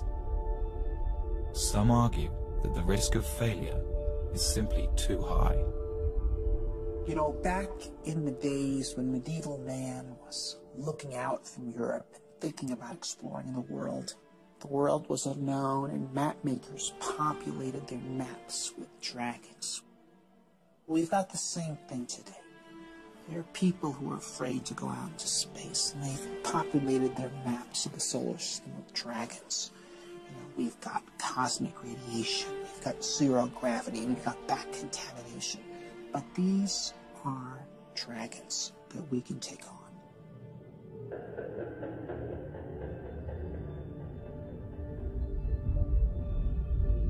There are two kinds of radiation astronauts must contend with in outer space: solar flares and cosmic rays. Solar flares are floods of protons that burst from the sun at irregular intervals and would be dangerous to an unshielded human crew. We are not ready to send humans to Mars right now. We've got to know a lot more about radiation and radiation mitigation. One of the Apollo flights barely missed, like by a week, a major solar event. If it had gone off when the Apollo astronauts were on the way back and forth to the moon, they would have gotten their entire lifetime radiation dose in that one mission. And that's just one solar flare. So that's why we worry about this. In the Mars Direct plan, Zubrin envisions a central insulated core where a crew can retreat to while the radiation passes by. The core would be surrounded by all the provisions of the mission. This should stop any harmful dose of radiation from reaching the astronauts. Basically, you use your pantry as your storm shelter. So a solar flare happens, the alarm bell rings, the crew goes into the storm shelter, they stay in there cramped up pretty tight for a few hours until the all clear rings and they come out. This is going to happen once, it might happen twice in the course of the mission. The second type of radiation is cosmic rays. This constant rain of charged particles comes from interstellar space and cannot be avoided without many meters of shielding. We can experience some of this type of radiation on Earth at high altitudes. Airline pilots who spend their careers flying high in the atmosphere can receive almost as much of this radiation throughout their life as a Mars astronaut would on a 2.5-year mission. It's a long trip. It's a 6-month trip there, a 6-month trip back. It's probably a year on the surface. That's a lot of radiation. The best estimates are that the magnitude of that dose is not that great, perhaps 60 rem of radiation scattered over 2.5 years. Now, 60 rem of radiation delivered over a long period of time like that would not create any noticeable effects at all. It would, though it is believed, increase your statistical risk of getting cancer at some point later in your life by about 1%. Right now, if you're an average American and you do not smoke, you have a 20% chance you're going to die of cancer. This would make it 21. If you're an average American smoker, it's 40. So in fact, if you recruited the Mars crew out of smokers and sent them to Mars without their tobacco, you would be reducing their chance of getting cancer.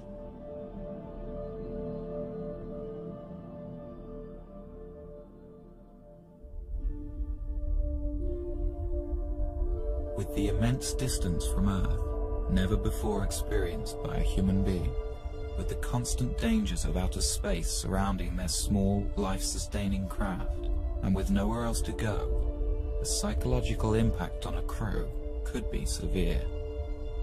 Fear is real. I mean, it would be, to me, abnormal for a person to not feel the fear of getting on a rocket and launching into space and going to Mars. So I think fear is a very normal thing that all astronauts, in fact, are supposed to have. And I would be afraid to fly with someone who does not have fear. Some psychologists worry that cabin fever could set in, and the crew might literally go crazy. The human Mars mission is a more rigorous and difficult condition than most of us experience in daily life. But it is hardly a more difficult situation than many people have endured throughout human history. We could compare the Mars crew to the crew of 19th century or prior sailing vessels, many of whom were away from home for 3 years or more than 3 years, under conditions in which they're eating extremely bad food, without any medical knowledge to support their health, commanded by brutal officers. In every respect, the crew of a human Mars mission, with the full support of mission support and the whole world cheering for them and great rewards awaiting for them in life upon their return, is in a vastly superior condition. The Mars Direct crew will spend most of their time inside the 2-story hab, carefully designed to promote psychological well-being despite the confinement.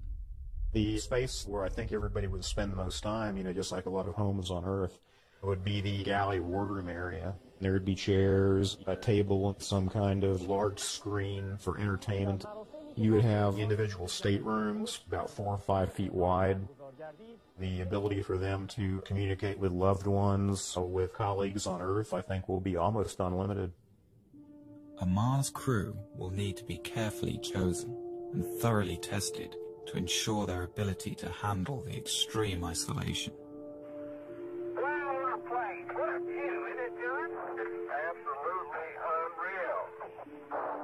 John Young, who went to the moon, used to say that he could cover the Earth by just lifting his thumb up to it.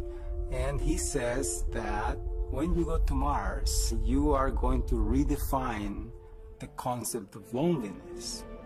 And so it is very important that the crew be well balanced and well chosen so that they can support each other. Whoever gets picked to go, they will have to learn to live together for 2.5 years. If you put out a call for volunteers for the first crew to Mars, they'd be lined up coast to coast. Most people recognize what's left after you go is the good you left behind. And to take part in a venture, this character, such a historic character of extending the reach of the human species, this is something of immortal significance.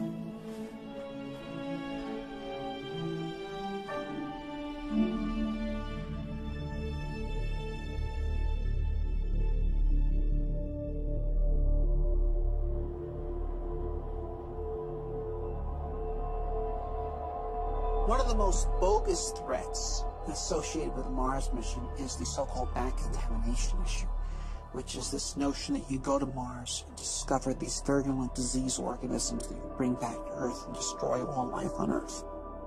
If we discover life on Mars, one fear is that our Earth biology will have no defense against possible Martian pathogens. Some argue that missions to Mars cannot be risked until we can prove Mars is free from harmful contaminants. This is completely nonsensical. There's natural transfer of material from Mars to Earth all the time. We get around 500 kilograms of unsterilized Martian rocks landing on Earth every year, and they have been doing so for the past 3-4 billion years. And so if there were Martian organisms that could contaminate the Earth, they've already done so. Although the prospect of Martian diseases seems remote, lawmakers have required that NASA create elaborate protocol to ensure that any extraterrestrial material stays contained. And like the Apollo astronauts, who spent 17 days in quarantine after their return from a sterile moon, a Mars crew will have to be thoroughly tested for any harmful Martian pathogens. The probability is infinitesimally tiny. But nevertheless, this is our home planet, and it's extremely important, and we have to protect it. The idea of a pathogen on Mars is clearly ridiculous because there is no megafauna or megaflora on Mars for pathogens to infect. So it is impossible to propose a credible life cycle for a Martian pathogen. The diseases that afflict us have been co-evolving with us and our ancestors and near relatives for the past 3 billion years, and they are specifically designed to live inside the habitat of the human body and to overcome its defenses, and they've been engaged in an arms race with the human defenses for those 3 billion years. This is why humans do not get diseases from distantly related species. For example, I don't know of any person who has ever contracted Dutch elm disease. And trees don't get colds.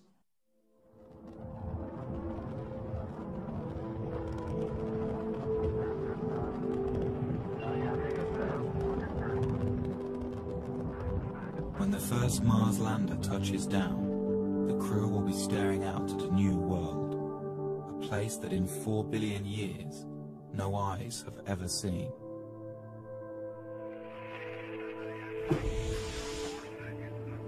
The crew won't be alone. Millions of television viewers back home will be watching as the first man or woman places their footprint into the rust-colored soil. The crew will savor these moments, for here, someday, a new branch of civilization might begin. and future Martians will remember and celebrate this day.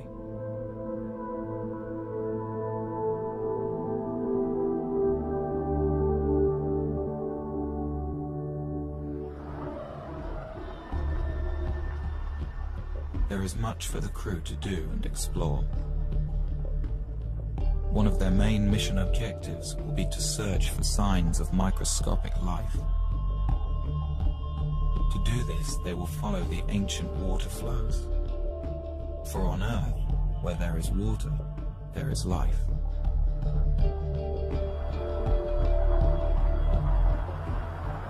To help the crew in their search, they will have a pressurized rover that allows them to explore in a comfortable shirt-sleeve environment.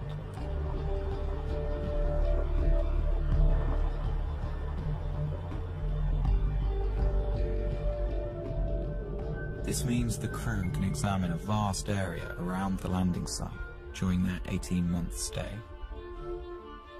And there is much to explore. Mars has 58 different kinds of topography, and a surface area equivalent to all the continents of Earth combined.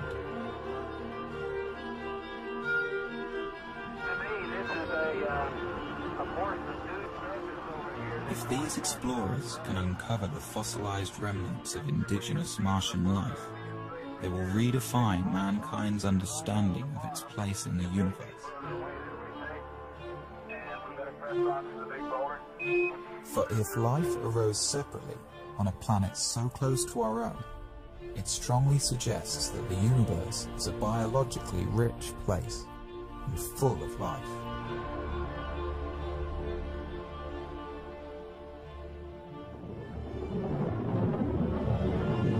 For some, the ultimate question on Mars, though, is will there be human settlements on the planet? Will Mars become a new branch of human civilization?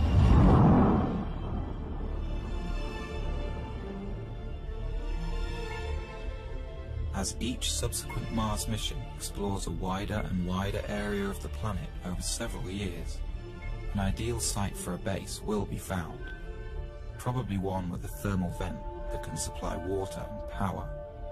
At that point, several HABs will be landed in this one spot, with crews that plan to stay for 4, 8, or even 12 years. The HABs will be interconnected, and a permanent human presence on Mars will be established.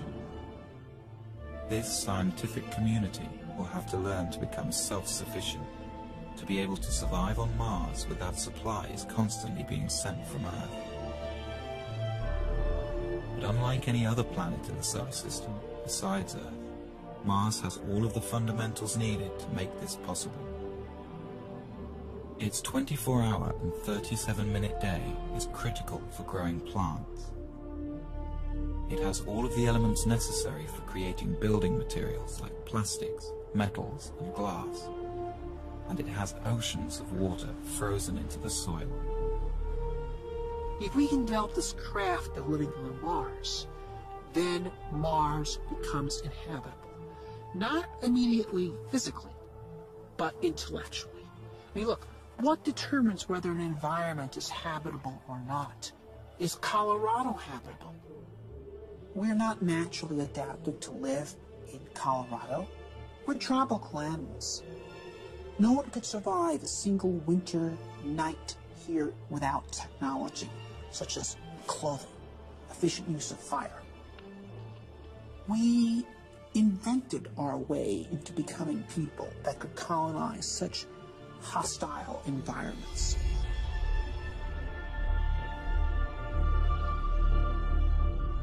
Eventually, with a lot of ingenuity and invention, the scientists will learn to live off the land. They will grow crops in the iron-rich but potassium-poor soil. And they will produce oxygen and energy from the water and atmosphere.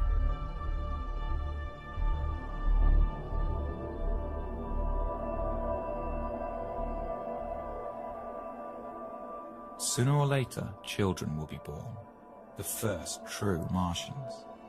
They will grow up to see Mars as their home. With time, more and more people will arrive. These won't only be scientists, but settlers, people who plan to stay. They may come for all kinds of reasons, but to them, Mars will be a chance to start over, to build a new life for themselves.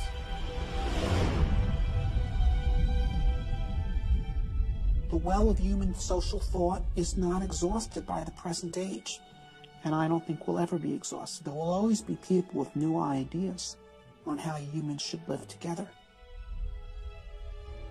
With Mars so far away, the hold of Earth governments on their colonies will be tenuous. The Martians will need to govern themselves. Mars is not going to be a utopia. Mars is going to be a lamp. It's an open frontier. It's a place where things are going to be tried out. I think we'll see a lot of noble experiments on Mars. Perhaps some of these Martian colonies with their novel ideas based on the best thought the 21st century has to offer, maybe they'll find ways in which humans create society that are more humane and offer more opportunity for human potential.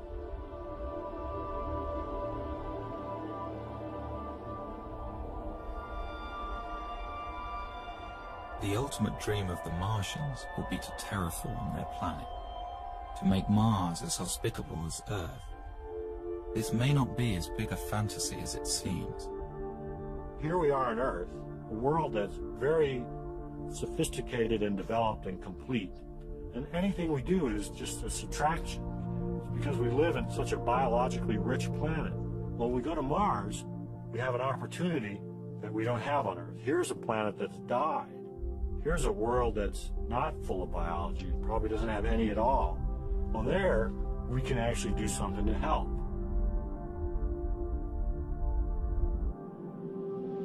Once there are large human settlements on Mars that would have significant industrial capability, we could actually start addressing ourselves to the question of transforming the Martian environment itself, terraforming Mars, as it's called, because Mars was once a warm and wet planet, and it could be made so again through human engineering efforts.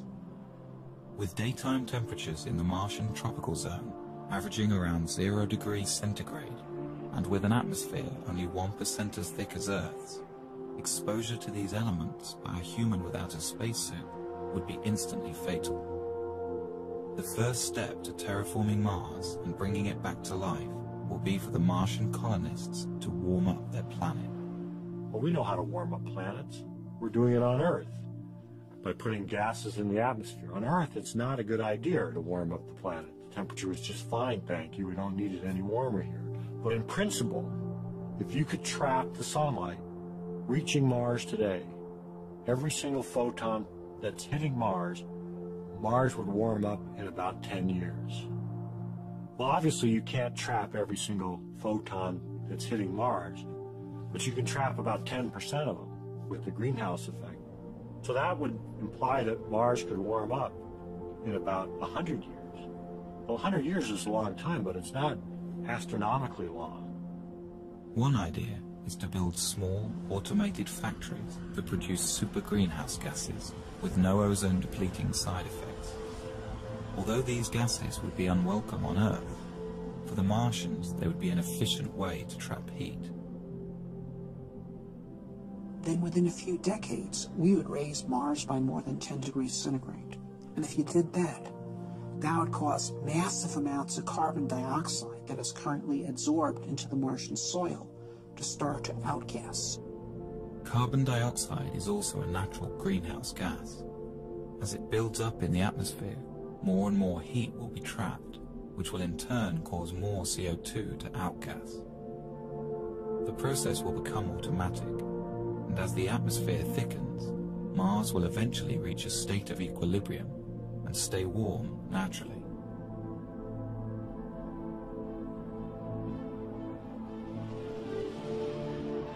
The rise in air pressure would mean that the human colonists could discard their pressure suits and walk around the surface of Mars carrying only a supply of oxygen.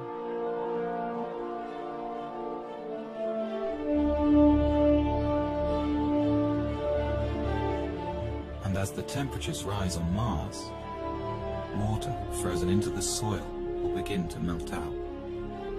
And for the second time in its history, Mars would have liquid water on its surface.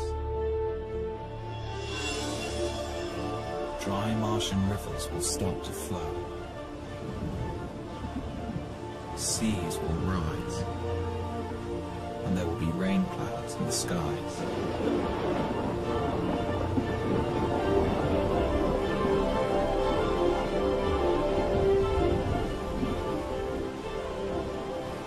The return of Mars to its warm and wet stage will make it a fertile environment for life. Any indigenous Martian organisms lying dormant will begin to grow, and Mars will be full of Martians.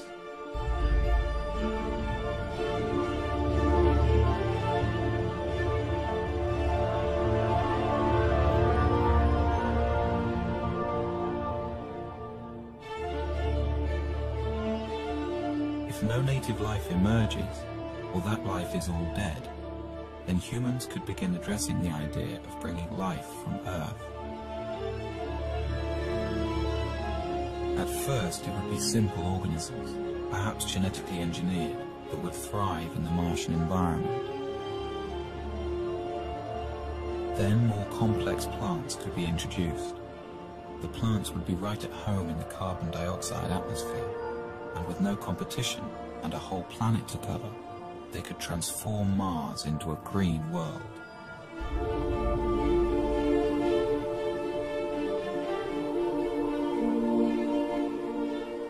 Warming Mars so that it sustains life is rapid, but then the slow process of making the atmosphere breathable for humans and animals starts, and that's done by plants. Although the process will happen naturally, if the colonists can't find a quicker way, it will take tens of thousands of years. This is a philosophical debate. Many people think the universe has a big sign on it that says, "Do not touch. Leave it alone. It was made this way. It is not in our purview as human beings to change anything." I can respect that view, although I disagree with it. I think the universe has a big sign on it that says, "Go forth and spread life." Because when I look around the universe, I think life is the most amazing thing we see. It is just incredible.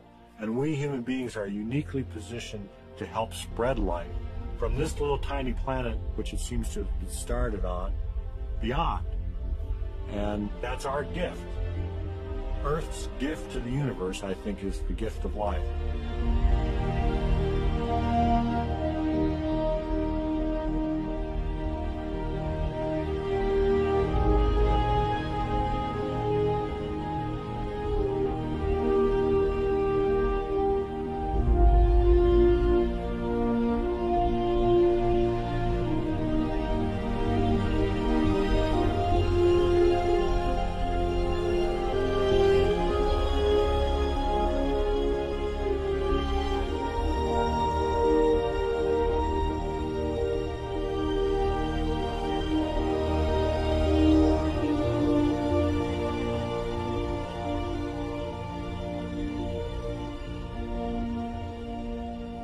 This scheme for terraforming Mars is based on 20th century notions of engineering. I don't think it is how Mars will actually be terraformed. What you have here is a 20th century mind trying to address a 22nd century problem. And so I think Mars will be terraformed by the 23rd century, not by the 33rd, by the 23rd. Things that would seem utterly fantastical to us is how it will actually be done. But it'll be done.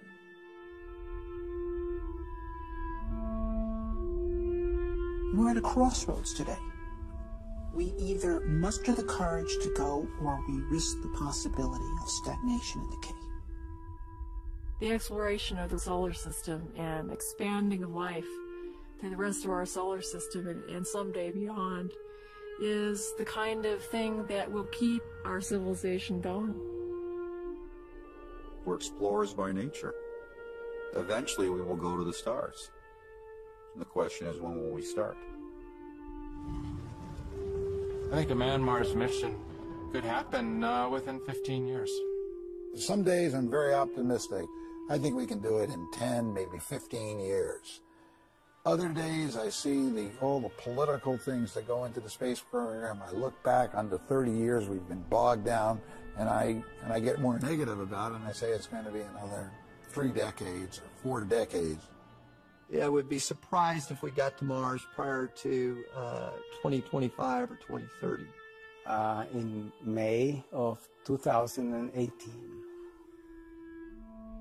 Understanding the various political obstacles that exist and what we need to fight through to get the program started, I believe that we will be on Mars by 2020.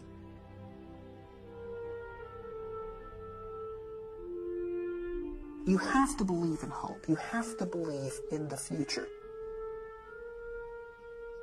There are more and more people coming around to the point of view that a positive future for humanity requires human expansion to space. We will eventually break through the forces of inertia that have been holding this thing back.